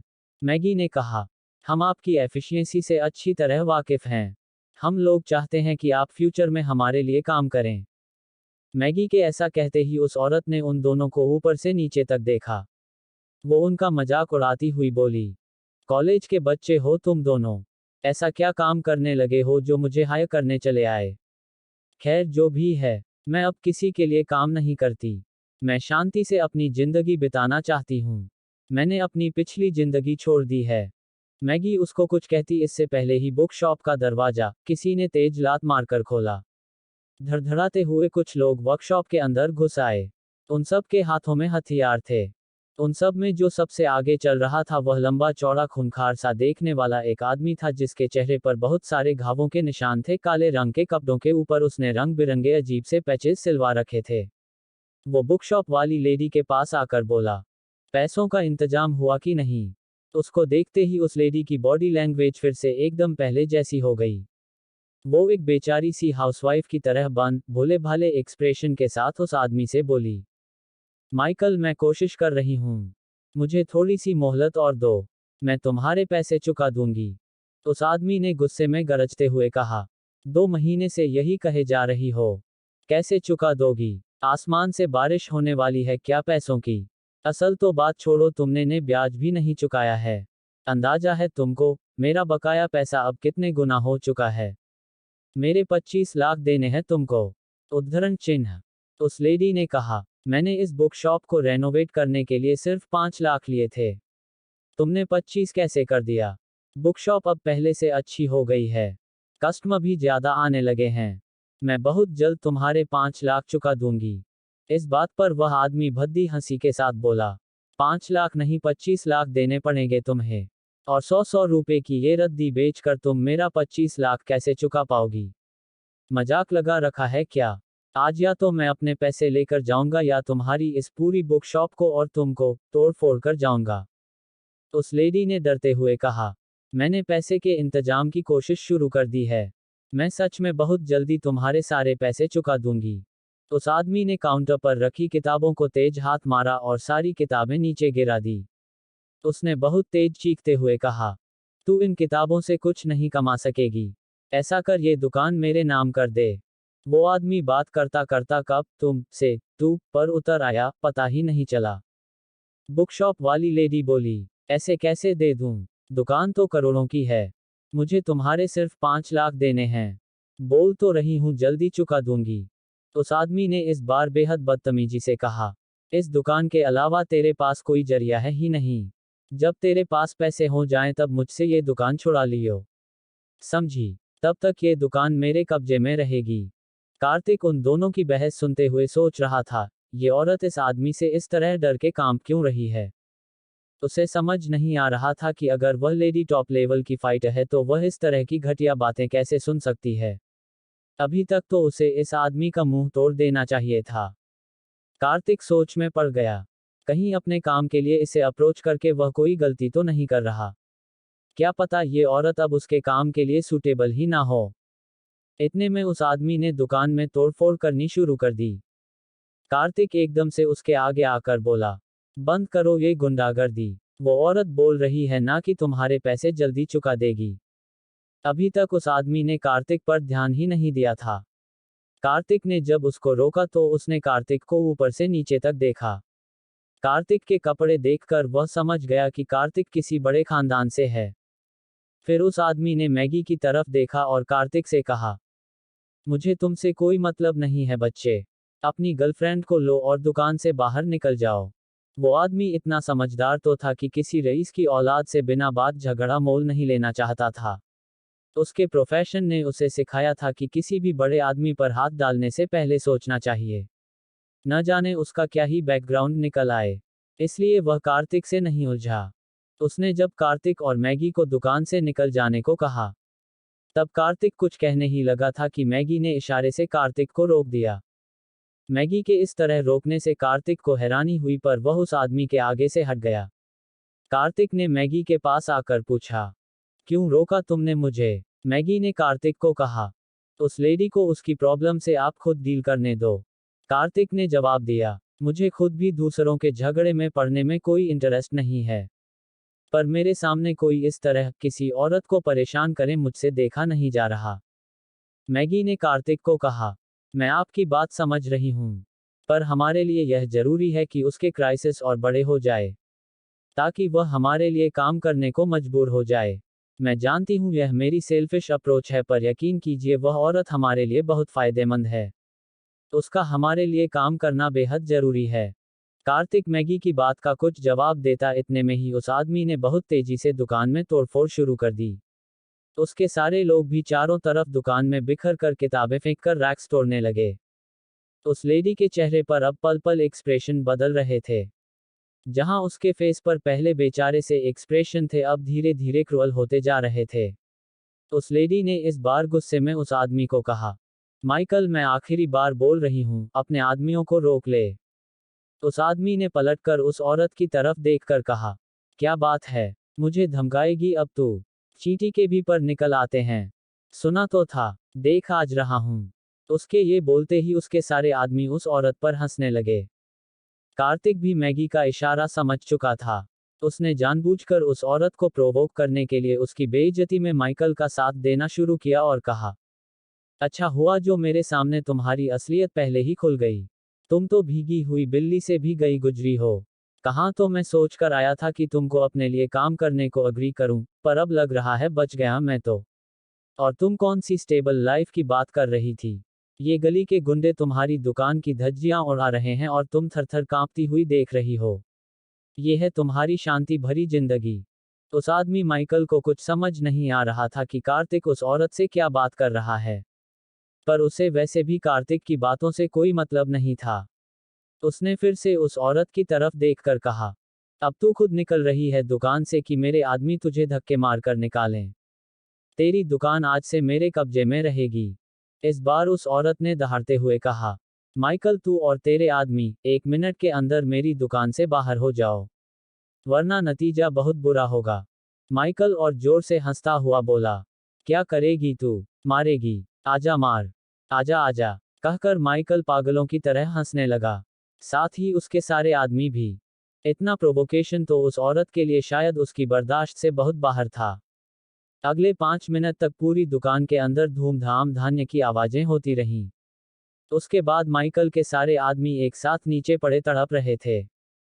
कोई चिल्ला रहा था, हाय मेरा हाथ। कोई बोल रहा था, मेरा पैर टूट गया। कोई दर्द से चीख रहा था, मेरा सिर फट गया। माइकल के मुंह से भी खून निकल रहा था। वो 15 लोग पूरी दुकान में पड़े हुए हाय हाय कर रहे थे। कार्तिक उस औरत की फुर्ती देखकर दंग रह गया।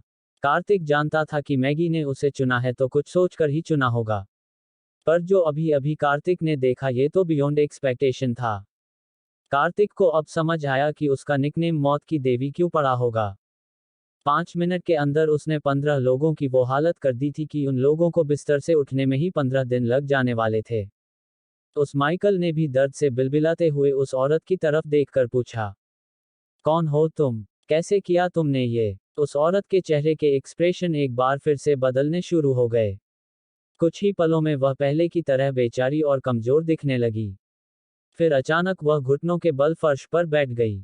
दोनों हाथों से अपना चेहरा ढक लिया और बिलख बिलख कर रोने लगी। कार्तिक उसकी इस हालत को देखकर बुरी तरह हैरान रह गया। वह जरूर किसी बहुत बड़ी दिक्कत से गुजर रही थी, जो इमोशनली इस कदर टूटी हुई थी। कार्तिक ने जब दुकान में एंटर किया था तब उसको इस औरत को देखकर लगा था कि उससे गलती हो गई। ये कमजोर बेचारी सी औरत भला उसके किस काम की? फिर 2 मिनट पहले जिस तरह से उस औरत ने अकेले ही 15 लोगों की हालत बिगाड़ दी थी, कार्तिक को मैगी की चॉइस पर प्राउड फील हुआ। अब फिर से वो औरत इतनी बुरी तरह रोने लगी थी जैसे बहुत डरी हुई हो। कार्तिक उसकी पर्सनैलिटी को लेकर बहुत कंफ्यूज हो गया। उस औरत को रोता देखकर उस माइकल में फिर से हिम्मत आ गई। वो बोला, तू यह मत समझना कि ये मामला यहाँ खत्म हो गया। मैं छोड़ूंगा नहीं तुझे। ये दुकान तो मैं तुझसे लेकर रहूंगा। इस बार उस औरत ने कुछ नहीं कहा। मुंह पर हाथ रखे बस रोती रही। कार्तिक उस औरत के पास गया और नीचे जमीन पर बैठकर बहुत धीरे से उसे बोला। इतने धीरे से कि उसकी बात उस औरत के सिवाय और किसी को सुनाई ना दे। कार्तिक ने उसे कहा, मित्तल अंपायर का नाम सुना है? पेट्रोलियम, स्टील, एनर्जी, कंस्ट्रक्शन और भी बहुत सारे बिजनेस हैं हमारे। उस औरत ने कार्तिक के ये बोलते ही चेहरे से हाथ हटाकर हैरानी से कार्तिक को देखा। कार्तिक ने फिर से कहा, तुम हर जगह की इतनी खबर रखती हो। दुनिया की सारी क्रुशल एक्टिविटीज के बारे में तुम जानती हो। तो तुम्हें पता ही होगा वर्ल्ड पॉलिटिक्स से लेकर इंटरनेशनल ट्रेडिंग में मित्तल एम्पायर की क्या पोजीशन है। उस औरत ने बहुत हैरानी से कार्तिक को कहा, तो क्या तुम मित्तल एम्पायर के वही वारिस हो जो पिछले 6 साल से कहां गुमनामी की जिंदगी जी रहा है? ये किसी को नहीं पता था। उस औरत की इस बात पर कार्तिक भी सरप्राइज हो गया, यानी वह औरत हर जगह की वाकई बहुत डीप इंफॉर्मेशन रखती है। कार्तिक ने मुस्कुराते हुए कहा, हाँ मैं वही हूँ, पर अब लौट आया हूँ। मित्तल अंपायर को अब मैं ही संभालूंगा। मुझे अपने यहाँ काम करने के लिए आप जैसे रिलायबल और एफिशिएंट लोगों की जरूरत है। इसलिए मैं आपको जॉब ऑफर करने आया हूँ। कार्तिक और उस औरत को आपस में धीरे धीरे बात करते देखकर वो माइकल एक बार फिर चिल्लाया। उसको लगा कि कार्तिक की शय पर ही वो औरत उस पर हाथ उठाने की हिम्मत कर पाई है। उसने कार्तिक को गंदी गाली देते हुए कहा, नाली के कीड़े, तेरे टुकड़े टुकड़े करके कुत्तों को खिलाऊंगा। तूने इस चुड़ैल को भड़काया है मेरे खिलाफ। छोड़ूंगा नहीं तुझे। उस आदमी का ये बोलना था कि मैगी का गुस्से में सिर घूम गया। उसने पास रखी लोहे की रैक में लात मारी और उसमें से लोहे की रॉड उखाड़ ली। मैगी लोहे की रॉड को लेकर जिस तरीके से उस आदमी की तरफ बढ़ी, सारे दंग रह गए। माइकल शॉक्ड था। ये लड़की है या सुपरवुमन? एक झटके में लोहे का पूरा रैक तोड़कर, एक हाथ से ही लोहे की छड़ खींचकर बाहर निकाल ली। मैगी इतने क्रूअल एक्सप्रेशन के साथ माइकल की तरफ बढ़ी कि माइकल हाथ जोड़कर बिल्कुल जमीन पर लेटकर माफी मांगने लगा। नहीं, नहीं, मुझे मत मारो। मैं अपने सारे वर्ड्स वापस लेता हूँ। प्लीज मुझे मत मारो। डर के मारे उसका ये हाल हो गया कि उसने अपनी पेंट तक गीली कर डाली। कार्तिक ने जब उसकी यह हालत देखी तो एकदम से मैगी को रोकते हुए कहा, रुक जाओ मैगी, इसका खून करना हमारा मकसद नहीं है। मैगी ने पलटकर कार्तिक को कहा, इसने क्या सोचा, आपको इस तरह गाली देगा तो मैं इसे जिंदा छोड़ दूंगी। ये तो आज जान से जाएगा। कहकर मैगी ने रॉड को हवा में लहराया। इससे पहले कि वह उस रॉड से माइकल का सिर फाड़ देती, कार्तिक ने फुर्ती से उसका हाथ पकड़ लिया। इस बार कार्तिक ने मैगी को सख्त शब्दों में कहा, रुको मैगी, मैं तुम्हारी फीलिंग समझता हूँ, पर हमें ये खून खराबा नहीं करना है। मैगी इस बार कार्तिक की बात मानकर 2 कदम पीछे हट गई। फिर कार्तिक ने उस माइकल की तरफ देखकर कहा, क्या तुमने इस औरत को कर्जा देते हुए कहीं पर इसके साइन भी लिए हैं? उस माइकल ने रोते हुए हाँ में सिर हिलाया। कार्तिक ने बोला, कागज दिखाओ कहाँ है। वो कागज उस आदमी की जेब में ही था। उसने निकालकर कार्तिक के आगे कर दिया। उस कागज में लिखा था कि उस औरत ने माइकल से 5 लाख रुपए लिए हैं, जो उसे 6 महीने के अंदर चुकाने हैं। कार्तिक ने गुस्से में उस आदमी को एक लात मारी और कहा, 2 महीने में ही तूने के 5 लाख के 25 लाख कर दिए। साले तुम लोग लोन देकर मदद करने के नाम पर खून चूसने वाले पैरासाइट्स हो। कार्तिक ने पलटकर उस औरत की तरफ सवाल भरी नजरों से देखा। कार्तिक ये तो समझ रहा था कि ऐसा नहीं हो सकता कि वो औरत माइकल की घटिया हरकतों के बारे में ना जानती हो। उसके बावजूद उसने माइकल से पैसे लिए। ऐसी क्या बड़ी वजह हो सकती है? कार्तिक और मैगी उस लेडी को अपने इंटेलिजेंस डिपार्टमेंट के लिए हायर करने आए थे। जब उस लेडी से बात कर रहे थे तब उस बुक शॉप में माइकल नाम का आदमी अपनी गुंडों के साथ घुस आया। उसका कहना था उस लेडी ने उसके 25 लाख रुपए देने हैं। वहां पर उसने मारपीट की तो मैगी ने उन सबको धूल चटा दी। मैगी से बुरी तरह पीटने के बाद अब वो जमीन पर पड़ा अपनी जिंदगी की भीख मांग रहा था। कार्तिक ने मैगी को कहा, 5 लाख इसके मुंह पर मारो और इन सब की जो हड्डियां तोड़ी हैं, 50,000 मेडिकल एक्सपेंस के भी दे दो। और उठाकर बाहर फेंको इन सबको। मैगी ने बैग से 5.5 लाख रुपए निकालकर उस माइकल के मुंह पर दे मारे और उन्हें रफा दफा कर दिया। कार्तिक ने माइकल को बोला, दोबारा इस दुकान के अंदर तो क्या उसके आसपास भी नजर आया, तो ये लड़की जो रॉड से आज तेरा सिर फाड़ने वाली थी, उसे अगली बार मैं रोकूंगा नहीं। वो आदमी माइकल समझ गया कि जो मिल रहा है वह समेटकर वहां से भाग जाने में ही भलाई है। उसने सारे पैसे समेटे। वो और उसके सारे आदमी गिरते पड़ते दुकान से बाहर भाग गए। उनको डर लग रहा था कि मैगी को दोबारा से गुस्सा आ गया तो जाने फिर क्या ही होगा। उनके जाने के बाद कार्तिक ने एक बार फिर उस औरत से पूछा, क्या मैं जान सकता हूं तुम्हारी ऐसी क्या मजबूरी है, जो तुमने इस जैसे गलीच आदमी से 5 लाख रुपए लिए, जबकि मैं समझता हूं कि तुम इसका बैकग्राउंड भी बखूबी जानती होंगी। वो तुमको गालियां देकर जलील कर रहा था पर तुम चुप खड़ी थी। बताओ मुझे इस सब के पीछे क्या वजह है? वह सिर झुकाए कार्तिक की बात सुनती रही और कोई जवाब नहीं दिया। कार्तिक ने फिर से पूछा, फॉर गॉड सेक, जवाब दो, तुम इतनी कैपेबल होकर इस तरह की मिसरेबल लाइफ क्यों जा रही हो? इस बार वो बोली, मैं अपने लिए जी ही नहीं रही। मेरी जिंदगी किसी और के लिए है। कार्तिक थोड़ा सरप्राइज होकर मैगी की तरफ देखा और फिर दोबारा उस लेडी से पूछा, क्या मैं जान सकता हूँ किसके लिए? उस लेडी ने एक लंबी गहरी सांस ली और बताना शुरू किया, वो सुबह किसी आम सुबह जैसी नहीं थी। मेरी पूरी टीम ने पीओके में एक टेम्पररी इंटेलिजेंस बेस तैयार किया हुआ था। हमको इन्फॉर्मेशन मिली थी वहां आतंकवादियों का नया ट्रेनिंग कैंप शुरू होने वाला है जिसमें वो हिंदुस्तान से बरगलाकर 40 टीन एज लड़कों को लाने वाले थे। हम सब ने बहुत प्रिपरेशन की थी कि कैसे भी करके उन 40 लड़कों को वहां से जिंदा निकालकर वापस लेकर जाना है, और साथ साथ उनके उस ट्रेनिंग कैंप को तबाह भी करना था। पर हमारे छुपे होने की खबर उनको पहले पहुंच गई थी। हमारी आंख ठीक से खुली भी नहीं थी कि उन्होंने हम पर अटैक कर दिया। हम सब गोरिल्ला वॉर में ट्रेंड है। हम अगर अपनी प्लानिंग को ढंग से एग्जीक्यूट कर पाते तो हम 20 लोग उनके 50 लोगों पर यकीनन भारी थे। पर उस समय उन लोगों ने हमें संभलने का मौका ही नहीं दिया। हमारे बीच में कोई तो गद्दार था, जिसने उन्हें हमारी एग्जैक्ट लोकेशन की इंफॉर्मेशन दी। उनके अटैक की इंफॉर्मेशन हम तक पहुंच नहीं पाई। उसे पहचानने में हमसे चूक हुई। फिर पता चला कि वो सिर्फ 50 लोग नहीं थे। उन्होंने अपने लिए बैकअप बना रखा था। सुबह के 4 बजे तकरीबन 100 लोगों ने हमें चारों तरफ से घेर लिया। रॉकेट लॉन्चर, मशीन गन और भी बहुत से एडवांस वेपन उनके पास थे।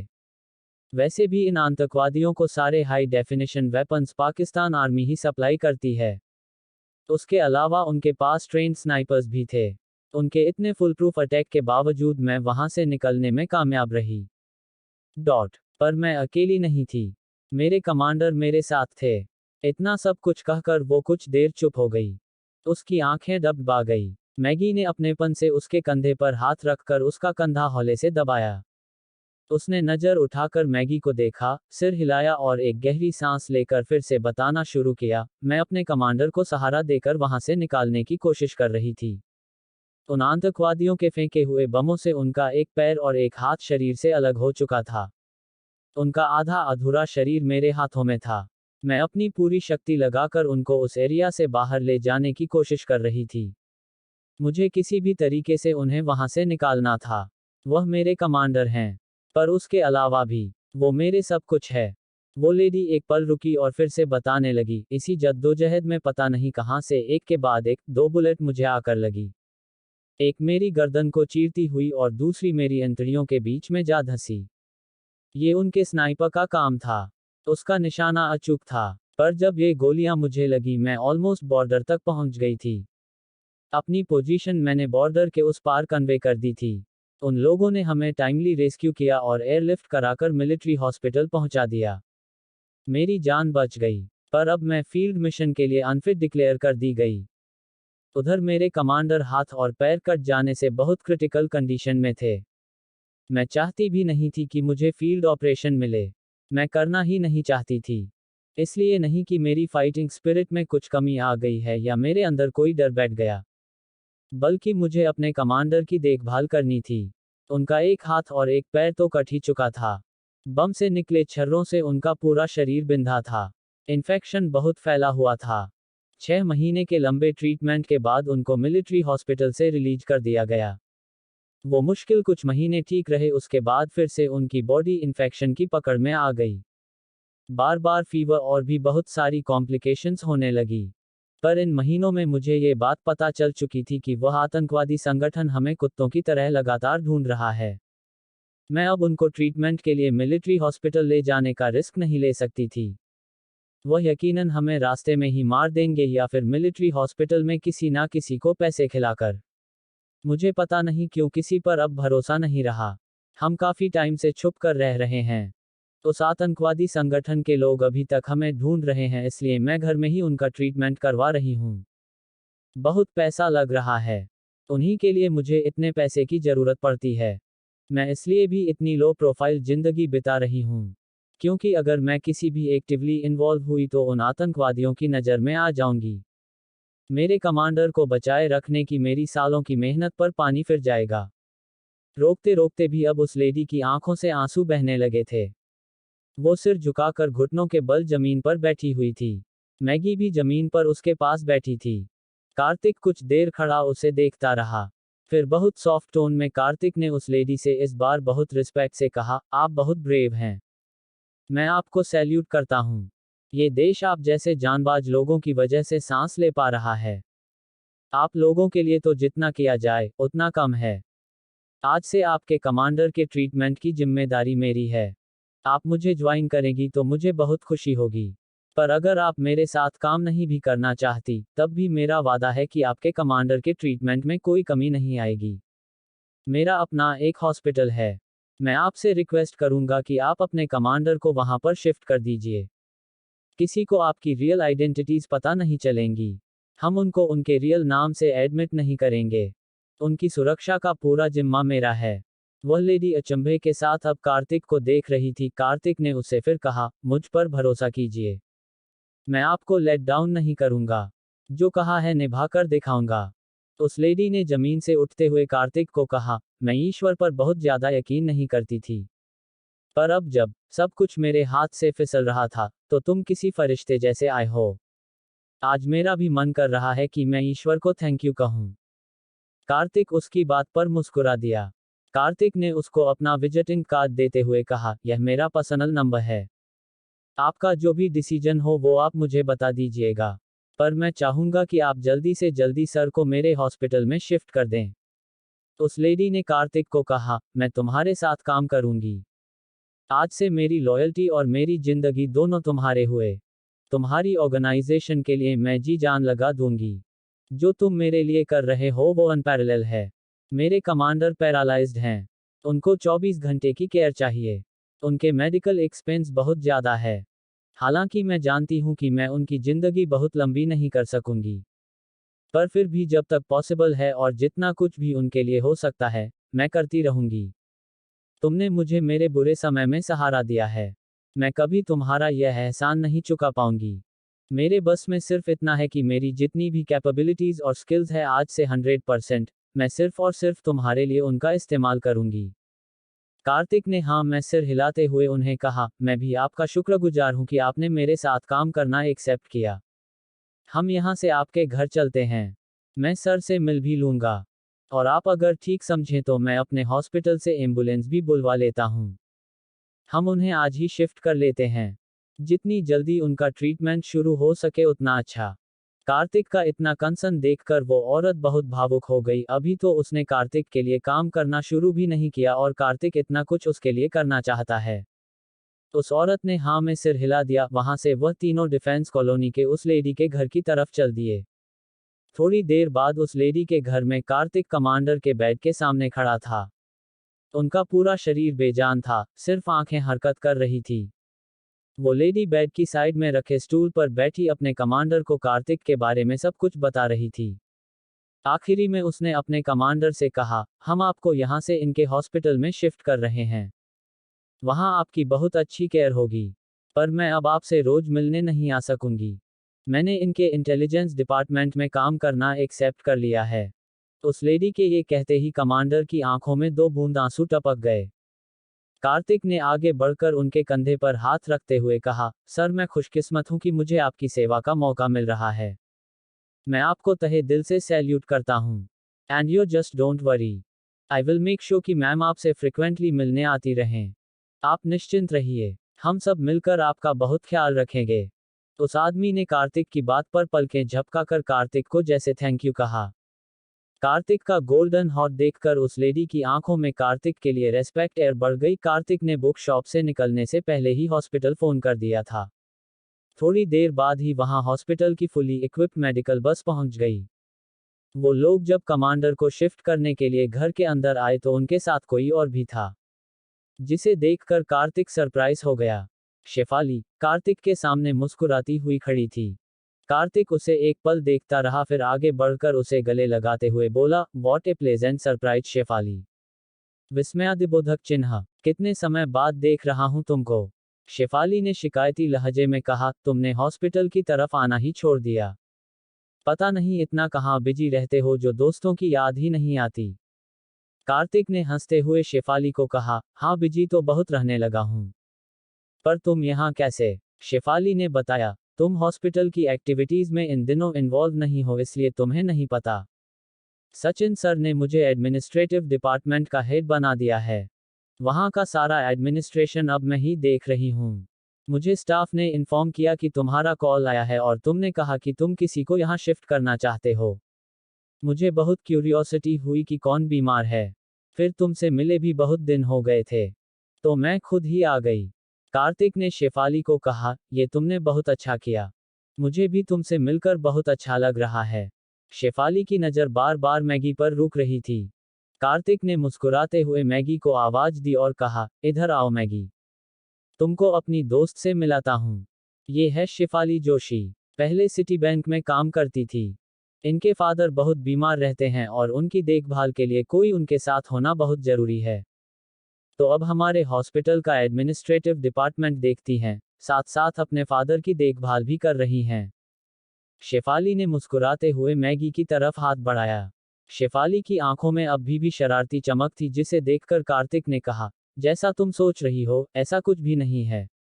मैगी मेरी बॉडीगार्ड है। ये सुनते ही शेफाली ने हैरानी से मैगी को देखा। मैगी को देखने से कोई कह ही नहीं सकता था कि वो किसी की बॉडीगार्ड होने जैसा रफ टफ काम कर सकती है। शेफाली को मैगी से जेलेसी फील हो रही थी। मैगी थी ही इतनी खूबसूरत और कार्तिक का पसोना तो ऐसा था कि उससे किसको प्यार नहीं हो जाएगा। शेफाली जानती थी कि कार्तिक उसकी पनहुच से बहुत दूर है। वो शेफाली को सिर्फ एक दोस्त की तरह देखता है, पर शेफाली का दिल बार बार कार्तिक की तरफ खींचता आ रहा था, जो वो खुद भी नहीं जान पाई थी। शेफाली ने फिर कार्तिक से पूछा, ये लोग कौन हैं जिनके लिए तुमने हॉस्पिटल से एम्बुलेंस बुलाई है? इस सवाल पर कार्तिक ने शेफाली को सिर्फ इतना बताया कि वह एक बुक शॉप में रेगुलर जाता है और उसको अभी रिसेंटली ही पता चला कि बुक शॉप की ओनर के हस्बैंड काफी बीमार रहते हैं। वो चाहता है कि उनके हस्बैंड का ट्रीटमेंट उसके हॉस्पिटल में हो। उसने शेफाली को कहा, मैम को मैं बड़ी बहन की तरह रिस्पेक्ट करता हूँ, इसलिए ये लोग मेरे अपने ही हुए। शेफाली ने मुस्कुराकर कार्तिक को कहा, तुम दिल के हीरा हो, कितनों की मदद करते हो। कार्तिक उसकी बात पर बस मुस्कुरा दिया। शेफाली ने सारे अरेंजमेंट्स किए और कमांडर को लेकर वहां से चली गई। उनके जाने के बाद उस लेडी ने कार्तिक से कहा, मैं अब कंप्लीटली फ्री हूँ, हम आज से ही काम शुरू कर सकते हैं। अगर आपके पास मेरे लिए कोई असाइनमेंट है तो प्लीज बताएं। कार्तिक उसकी डेडिकेशन देखकर मुस्कुराता हुआ बोला, फिलहाल तो हमें किसी से मिलने जाना है। ऐसा कीजिए, आप भी हमारे साथ चलिए। कार्तिक ने मैगी को कहा, तुम्हारे दिए प्रोफाइल्स में जो फाइटर लड़का था, चलो अब उससे भी मिल लेते हैं। मैगी ने हाँ में सिर हिलाया और तीनों कार्तिक की कार की तरफ बढ़ गए। बुगाटी अब मैगी चला रही थी। वो लेडी आगे बैठी थी और कार्तिक पीछे। थोड़ी देर बाद वो धौला कुआं की एक कंस्ट्रक्शन साइट पर थे। वो तीनों जब कार से बाहर निकले तो देखा वहां पर भयंकर अफरा तफरी मची हुई है। शेफाली के साथ कमांडर को हॉस्पिटल शिफ्ट करने के बाद वह तीनों धौला कुआं आ गए। यहाँ की कंस्ट्रक्शन साइट पर वो फाइटर लड़के से मिलने आए थे जिसका प्रोफाइल मैगी ने कार्तिक को दिया था। वह लोग जब कंस्ट्रक्शन साइट पर पहुंचे तो वहां पर बहुत शोर शराबा और नारेबाजी हो रही थी। कार्तिक ने वहां खड़े एक वर्कर से पूछा, किस बात के लिए इतना हंगामा मचा हुआ है भाई? उस वर्कर ने बताया, 6 महीने से हम लोगों को तनख्वाह नहीं दी गई है। यह मालिक लोग खुद तो शराब की पार्टियों में रात दिन पैसा उड़ाते हैं और हमें हमारी तनख्वाह तक नहीं दे रहे। हमारे बच्चे भूखे मर रहे हैं। पास खड़े एक बुजुर्ग ने कहा, ये लोग एक दिन की शराब पर जितना उड़ा देते हैं उतने में महीने भर हमारे बच्चे रोटी खा सकते हैं, पर हमारा पैसा मारकर ये लोग अयाशी कर रहे हैं। बिल्डर से मांगो तो कहता है कंस्ट्रक्शन कंपनी ने नहीं दिया। कंस्ट्रक्शन कंपनी तक जाओ तो कहता है डेवलपिंग स्टेट ने नहीं दिया। हम लोग इधर से उधर बस मारे मारे फिर रहे हैं। हमारी कहीं सुनवाई नहीं हो रही। काम छोड़कर जाएं भी तो जाएं कहाँ? रोजगार कहाँ है? हम लोग दूर दराज अपने गांवों से घर परिवार छोड़कर बाहर मजदूरी करने निकलते हैं कि बच्चों का पेट भर सके। यहाँ भी हमारे साथ इस तरह की धोखाधड़ी होती है।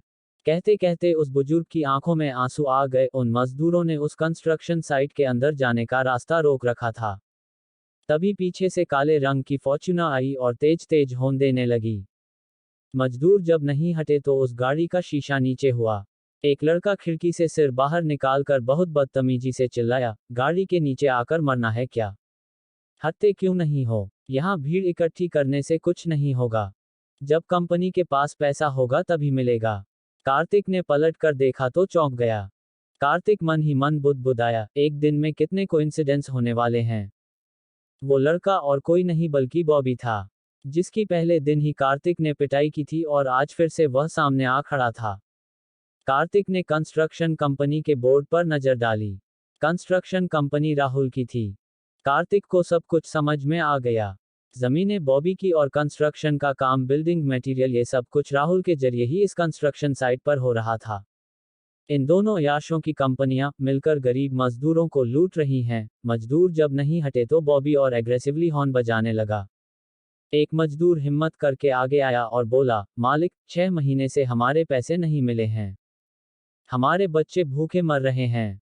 बॉबी ने गुस्से में दहाड़ते हुए कहा, तुम लोग बच्चे भी तो होलसेल में पैदा करते हो। उनका जीना क्या मरना क्या? जिसको काम नहीं करना वह बेशक छोड़कर चला जाए। कंपनी के पास जब पैसे होंगे तभी दिए जाएंगे। एक जवान मजदूर लड़का सामने आया और बोला, हम यहाँ पर मेहनत करते हैं, हमारी तनख्वाह हमारा हक है, आपकी गालियां खाने नहीं आते हम। बॉबी गुस्से में गाड़ी से उतरा और उस लड़के के पास जाकर बोला, बड़ी हिम्मत आ गई है जो मुझसे जबान चला रहा है, यही गाड़ दूंगा जमीन में नाली के कीड़े।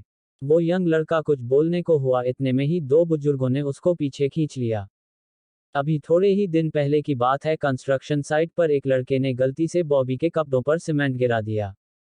बॉबी ने उसे इतना मारा कि उसे कई दिन तक खून की उल्टियां बंद नहीं हुई। वह अभी भी हॉस्पिटल में पड़ा जिंदगी और मौत के बीच झूल रहा है। वह लोग जानते थे कि वो लोग बॉबी से झगड़ा मोल नहीं ले सकते। ना उनके पास पैसा है ना पावर। अभी अगर वह लड़का बॉबी से लड़ लिया तो रात तक उसकी लाश कहीं गटर में पड़ी होगी। उन लोगों ने यही बड़ी हिम्मत का काम किया था कि सब इकट्ठे होकर अपनी तनख्वाह मांगने के लिए बात करने आ गए थे। कार्तिक ने पास खड़े एक वर्कर से पूछा, भाई ये कंस्ट्रक्शन कंपनी राहुल बजाज की है ना? उस मजदूर ने कार्तिक को बताया, वह भी इसकी तरह ही घटिया आदमी है।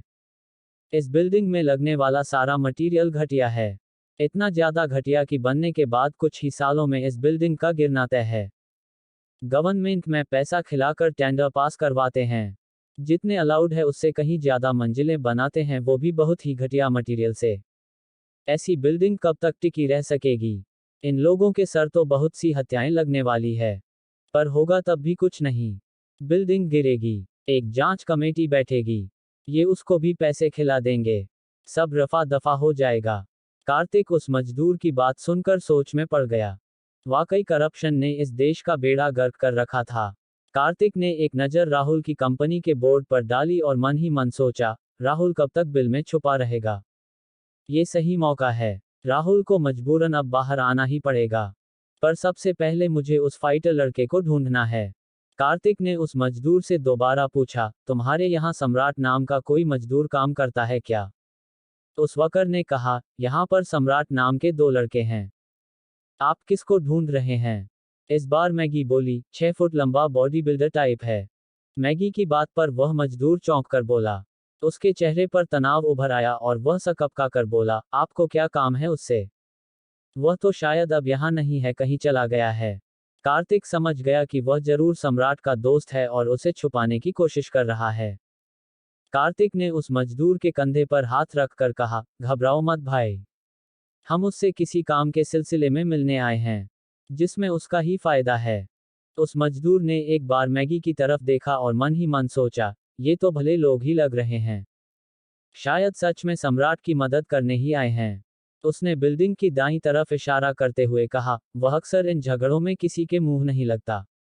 उसको गुस्सा जल्दी आता है, फिर उसका हाथ उठ जाता है, इसलिए वह सबसे अलग थलग ही रहता है। वहां बिल्डिंग के पीछे कहीं बैठा बीड़ी पी रहा होगा, जाकर ढूंढ लीजिए। कार्तिक मैगी और उस लेडी के साथ बिल्डिंग के पीछे की तरफ चल दिया। सारे मजदूर तो आगे इकट्ठा थे, सिर्फ वो पीछे अकेला बैठा बीड़ी फूंक रहा था। कार्तिक उसके पास जाकर खड़ा हो गया। उसने सिर उठाकर कार्तिक की तरफ देखा और पूछा, क्या चाहिए? कार्तिक ने देखा कि वो बहुत लंबा चौड़ा ताकतवर इंसान है। चाहे उसने फाइटिंग छोड़ दी थी, पर उसके शरीर को देखकर साफ अंदाजा लगाया जा सकता था कि ये एक फाइटर की बॉडी है। कार्तिक ने उसको सीधा सीधा पूछा, मैं चाहता हूं तुम मेरे लिए काम करो। उसने कार्तिक की तरफ हैरानी से देखकर कहा, हो कौन तुम? कार्तिक ने उसे बोला, मैं तुम्हारा बैकग्राउंड जानता हूं, तुम इलीगल फाइट क्लब में मिक्स मार्शल आर्ट के फाइटर रहे हो। उस लड़के ने हाँ मैं सिर हिलाते हुए कार्तिक को बोला, तो उससे क्या फर्क पड़ता है कि पहले मैं क्या था? मैंने अब फाइटिंग छोड़ दी है। कार्तिक उसे कुछ कहता इससे पहले ही उस लेडी ने कार्तिक के कंधे पर हाथ रखकर कहा, मुझे इससे बात कर लेने दीजिए। कार्तिक ने उस लेडी की आंखों में देखा और समझ गया कि कार्तिक से बेटर तरीके से वह उस लड़के को समझा सकेगी।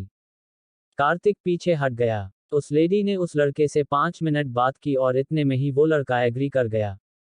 वो कार्तिक के पास आकर खड़ा हुआ और बोला, सर मुझे आपके लिए काम करने में खुशी होगी, पर एक दिक्कत है, जैसे ही मैं बाहर निकलकर ओपनली मूव करूंगा, मेरे पुराने दुश्मन मुझे जिंदा नहीं छोड़ेंगे।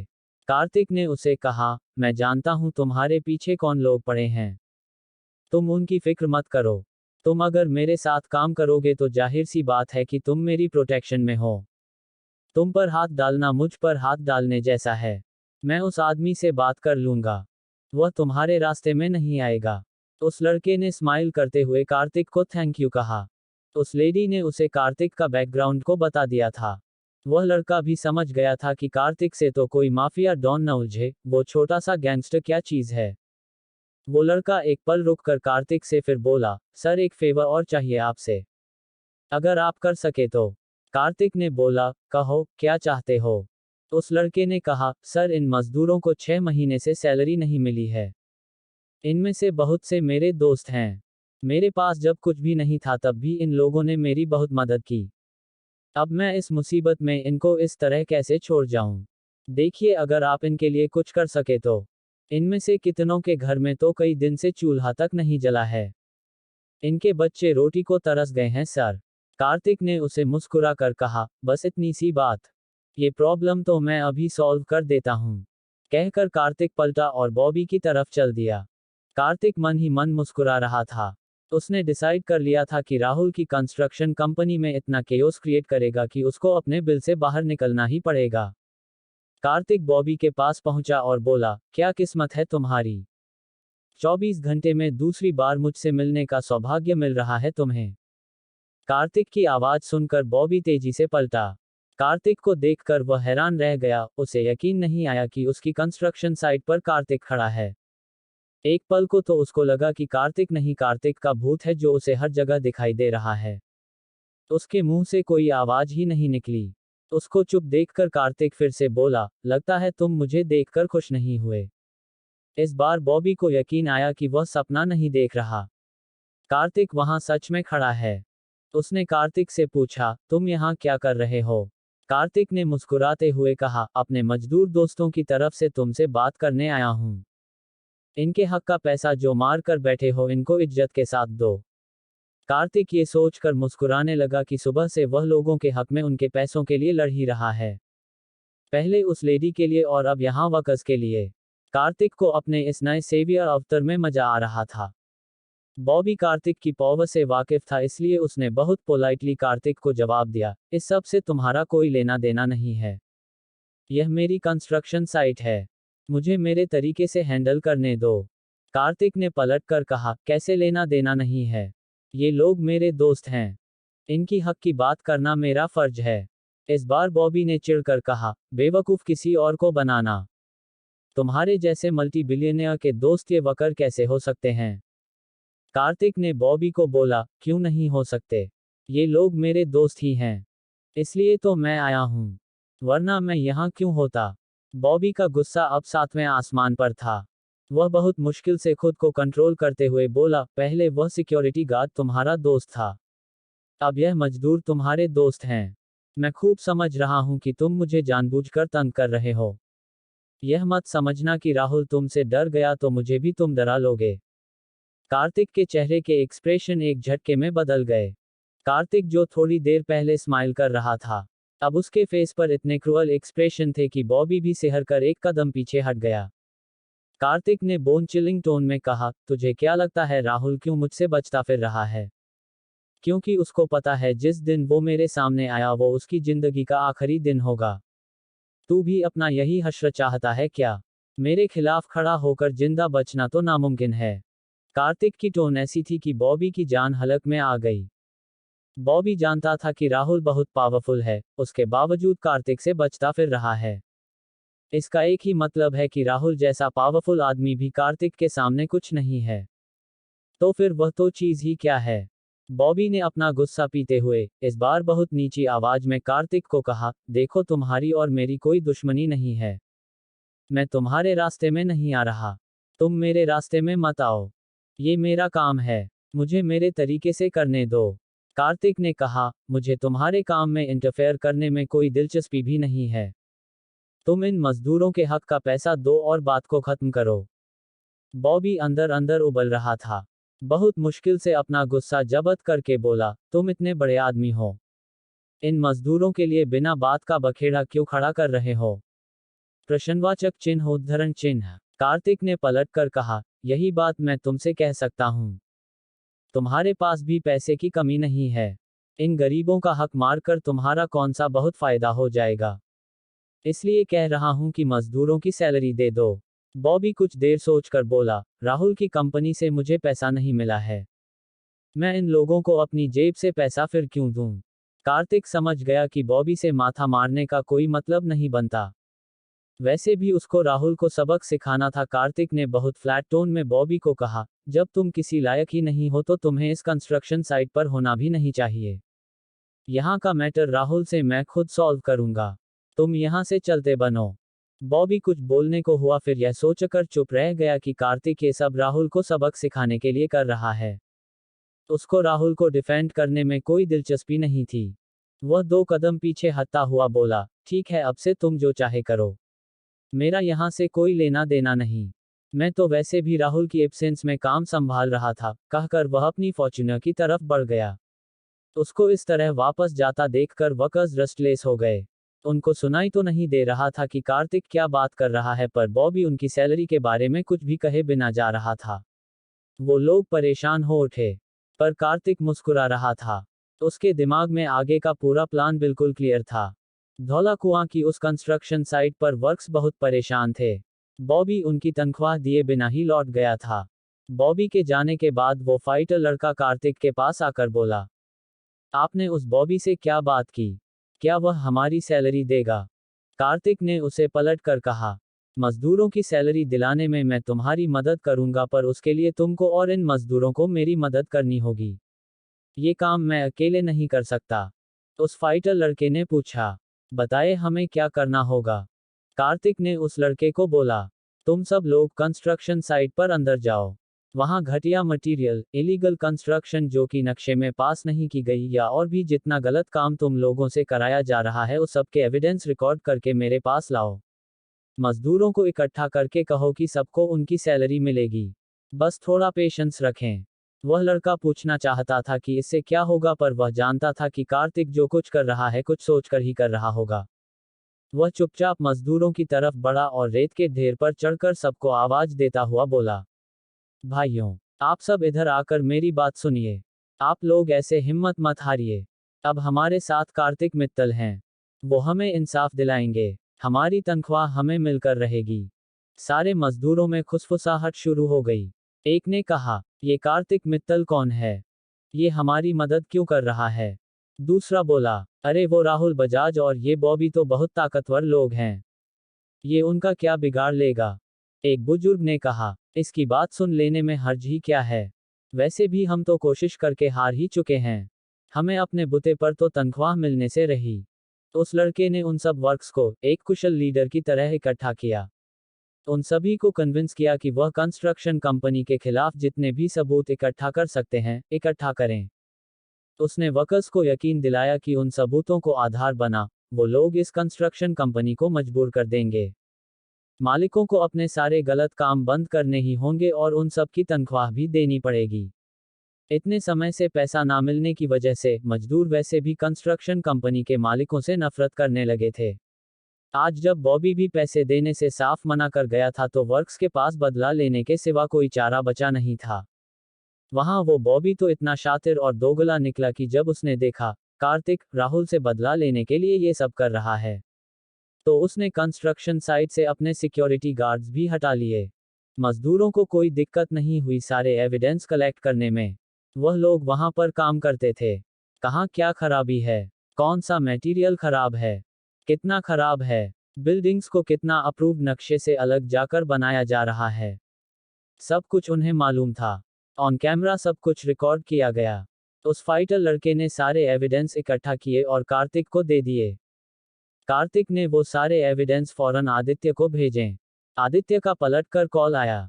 उसने पूछा, मैंने देखा जो तुमने भेजा कार्तिक, पर इसका करना क्या है? कार्तिक ने उसे कहा, सोशल मीडिया यूज करो। फेसबुक पर, इंस्टा, ट्विटर और भी सोशल साइट पर इस राहुल बजाज की कंपनी के सब काले चिट्ठे डाल दो। मैटर को इतना उछालो कि सब जगह वायरल हो जाए। आदित्य के लिए ये काम तो बच्चों का खेल था। उसने यस बॉस कहकर हंसते हुए फोन रख दिया।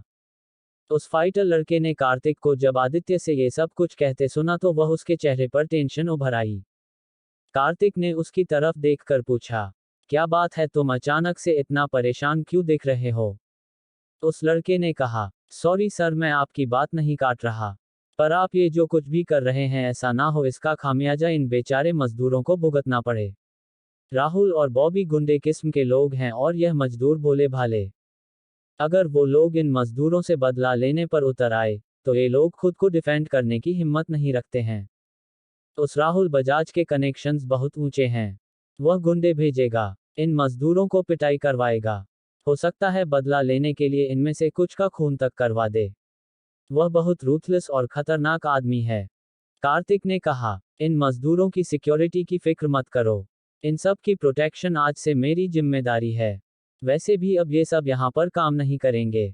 मेरा एक हॉस्पिटल है जिसका नया विंग बन रहा है, ये लोग आज से वहीं पर काम करेंगे।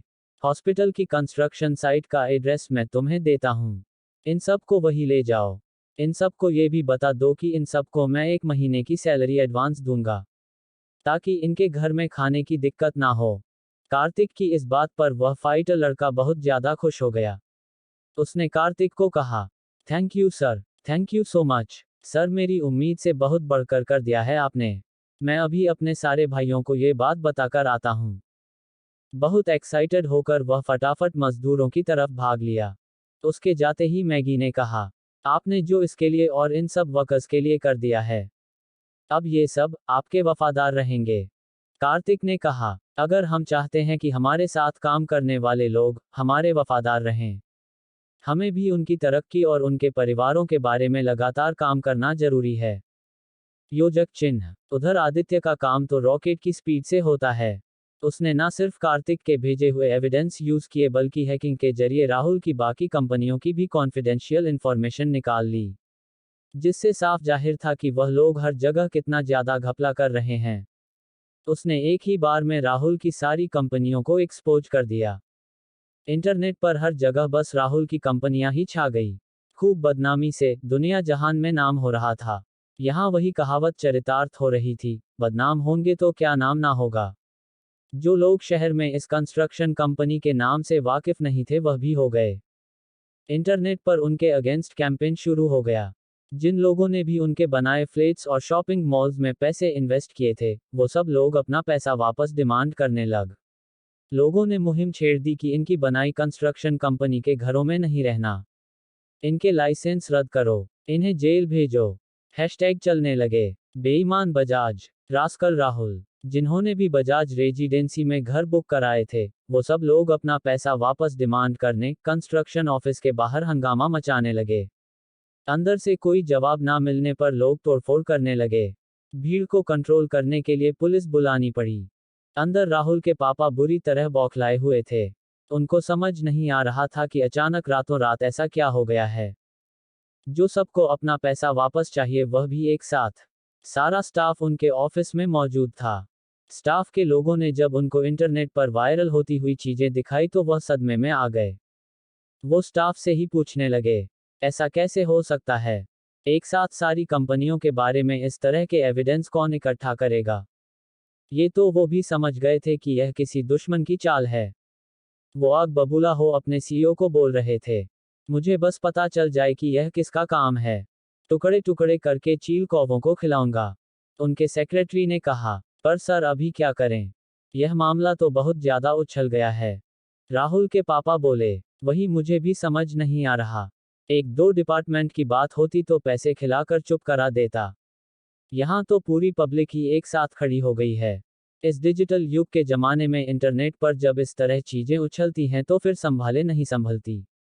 मेरा खुद भी दिमाग काम नहीं कर रहा कि क्या करना चाहिए। राहुल के पापा ने गुस्से में अपने मैनेजर को कहा, पता करो ये नया दुश्मन कौन पैदा हो गया। मेरा तो इन दिनों किसी से कोई झगड़ा छोड़ो बहस भी नहीं हुई, फिर यह सब करवा कौन रहा है? उनके मैनेजर ने जवाब दिया, सर मुझे ये तो पता है कि राहुल बाबा का पिछले दिनों किसी से काफी बड़ा झगड़ा हुआ है, इसलिए ही वह इन दिनों ऑफिस भी नहीं आते। शायद वो अंडरग्राउंड हो गए हैं। कुछ गहरा चक्कर जरूर है। ये सब कुछ जो हो रहा है, हो ना हो, इसके तार राहुल बाबा के उसी झगड़े से जुड़े हुए हैं, और इसी वजह से वह खुद भी भागे भागे फिर रहे हैं। राहुल के फादर शॉक्ड रह गए। इतना सब कुछ हो गया और मुझे खबर भी नहीं दी किसी ने। कब से चल रहा है ये सब? मैनेजर ने पलटकर कहा, सर कब से चल रहा है, ये तो मुझे भी नहीं पता। इसकी डिटेल तो आपको राहुल बाबा ही दे सकते हैं। राहुल अक्सर अपनी अय्याशियों के चक्कर में हफ्तों घर नहीं आता था। उसके पापा को कभी सपने में भी यह ख्याल नहीं आया कि वो किसी से छुपता फिर रहा है। उन्होंने फौरन राहुल को फोन मिलाया। राहुल का फोन उठते ही उन्होंने पूछा, तुम घर क्यों नहीं आ रहे हैं इन दिनों? उसने कहा, आप इतने हाइपर क्यों हो रहे हो डैड? आ जाऊंगा कुछ दिनों में। अपन दोस्तों के साथ छुट्टियां बिताने बाहर आया हूँ। राहुल के पापा गुस्से में दहाड़े, छुट्टियां बिताने बाहर आए हो या किसी से बचकर भाग रहे हो? राहुल एकदम सकपका कर बोला, ये आप क्या कह रहे हैं डैड? उसके पापा ने ब्लंटली जवाब दिया, वही जो सच है। तुमको पता भी है यहाँ हमारी कंपनियों के साथ क्या किया जा रहा है? राहुल को जैसे शौक लगा। उसने पूछा, क्या किया जा रहा है? क्या हुआ? राहुल के पापा चिढ़कर बोले, वैसे तो सारा दिन अपने फोन में घुसे रहते हो, अब नहीं दिखाई दिया? पूरा इंटरनेट भरा पड़ा है, हर तरफ हमारी ही कंपनियों का चर्चा है। राहुल ने हड़बड़ाकर फटाफट अपना फोन चेक किया। ये देखकर उसको बुरी तरह सदमा लगा कि उसकी सारी कंपनियों की रेपुटेशन धूल में मिल चुकी है। यहाँ तक कि उनकी कंपनी के अगेंस्ट बहुत सारे क्रिमिनल चार्जेस लगाए जा रहे हैं। उसने पलटकर अपने पापा को फोन किया और कहा, डैड ये तो बहुत बड़ा स्कैंडल हो गया है। उसके पापा ने गुस्से में कहा, और मुझे पता चला है इस सब के जिम्मेदार तुम ही हो। ऐसी किस शख्सियत से तुमने इस बार झगड़ा मोल लिया है जिसने इतना बड़ा कांड कर डाला है? राहुल चुप हो गया। राहुल समझ गया था कि यह सब कार्तिक का किया धरा है। रोशन की कंपनियों को भी कार्तिक ने इसी तरह बर्बाद किया था। राहुल जब उसके हाथ नहीं आया तो अब वो उसकी प्रॉपर्टी और कंपनियां सब तबाह करने पर तुल गया था। राहुल की चुप्पी पर उसके पापा तेज गुस्से में बोले, तुम जहां भी हो अभी के अभी लौटकर वापस आओ। देखते हैं फिर इस मैटर को कैसे सॉल्व करना है। अपने फादर के चीखने पर इस बार राहुल भी पलटकर चिल्लाया, डैड आप बात को समझ नहीं रहे। मैं लौटकर नहीं आ सकता। अगर मैं लौटकर आया तो वह मुझे जिंदा नहीं छोड़ेगा। राहुल की बात सुनकर उसके पापा को और भी सदमा लगा। उन्होंने हैरानी से पूछा, कौन जिंदा नहीं छोड़ेगा? कौन है ऐसा जो तुमको जान से मारने की हिम्मत रखता हो? राहुल ने बताया, डैड वह कुछ भी कर सकता है। सिरफिरा तो है ही, पता नहीं कहां से उसके पास अरबों खरबों की दौलत आ गई है। मैं इन दिनों रफीक भाई के यहाँ छुपा हुआ हूँ। मैं लौट नहीं सकता। मुझे रफीक भाई की जरूरत है। उन्हीं की मदद से मैं कार्तिक को मुझ तक पहुंचने से रोक सकता हूँ। राहुल के पापा ने पलटकर पूछा, कौन कार्तिक? राहुल 2 मिनट चुप रहा फिर बोला, डैड उसका पूरा नाम कार्तिक मित्तल है। उसने कुछ दिन पहले स्टार मून रिजॉर्ट भी खरीदा है। सिटी बैंक से भी उसके सॉलिड कनेक्शंस हैं। बाकी उसका पूरा बैकग्राउंड क्या है मुझे भी अभी तक पूरी जानकारी नहीं मिल पाई है। राहुल के पापा ने परेशान होकर पूछा, उस कार्तिक मित्तल से तुम्हारी दुश्मनी हुई कैसे? राहुल ने शैरन के इंसिडेंट से शुरुआत करके एक एक कर सब कुछ अपने पापा को बता दिया। उसने ये भी बताया कि किस तरीके से उसने रोशन को तबाह किया है। रोशन की कंपनियों को क्रैश किसी से छुपा नहीं था। राहुल के पापा ये जानकर कि उसके पीछे भी कार्तिक मित्तल था, अब नर्वस हो गए थे। रोशन की फैमिली उन लोगों से बहुत ज्यादा ताकतवर थी। उसके बावजूद कार्तिक ने उन्हें मिट्टी में मिला दिया। उस पर इस राहुल ने इतनी बड़ी बेवकूफ़ी कर दी। रोशन को जेल से छुड़ाकर कार्तिक का खून करने भेजा। प्लान तो फेल हुआ ही, कार्तिक अब ये भी जान गया कि राहुल उसे जान से मारना चाहता था। ऐसी सिचुएशन में कार्तिक उसको यकीनन अब जिंदा नहीं छोड़ेगा। ऊपर से राहुल के छुपने का नतीजा ये हुआ कि कार्तिक ने अब कंपनियों को तबाह करना शुरू कर दिया। राहुल के पापा को चक्कर आने लगे। वो टेबल का सहारा लेकर कुर्सी पर बैठ गए। अगले ही पल वो पागलों की तरह चीखते हुए राहुल को बोले, सुअ कहीं के, यह क्या किया तूने? तेरे जैसी औलाद होने से तो बेऔलाद होना अच्छा था। कमबख्त, पैदा होते ही तू मर क्यों ना गया? तेरे चक्कर में मेरी जिंदगी भर की मेहनत मिट्टी में मिल जाएगी। राहुल के पापा उससे बात कर ही रहे थे कि उनका HR हेड भागता हुआ अंदर आया और उसने कहा, सर मेरे पास अभी एक ईमेल आया है। उस ईमेल में धमकी लिखी है। अगर हमने उनकी बात नहीं मानी तो हमारी कंपनीज के और भी बहुत से मैटर एक्सपोज कर दिए जाएंगे। राहुल के पापा ने फोन होल्ड करके HR हेड से पूछा, किसका ईमेल है? पूरा बताओ क्या लिखा है उस ईमेल में।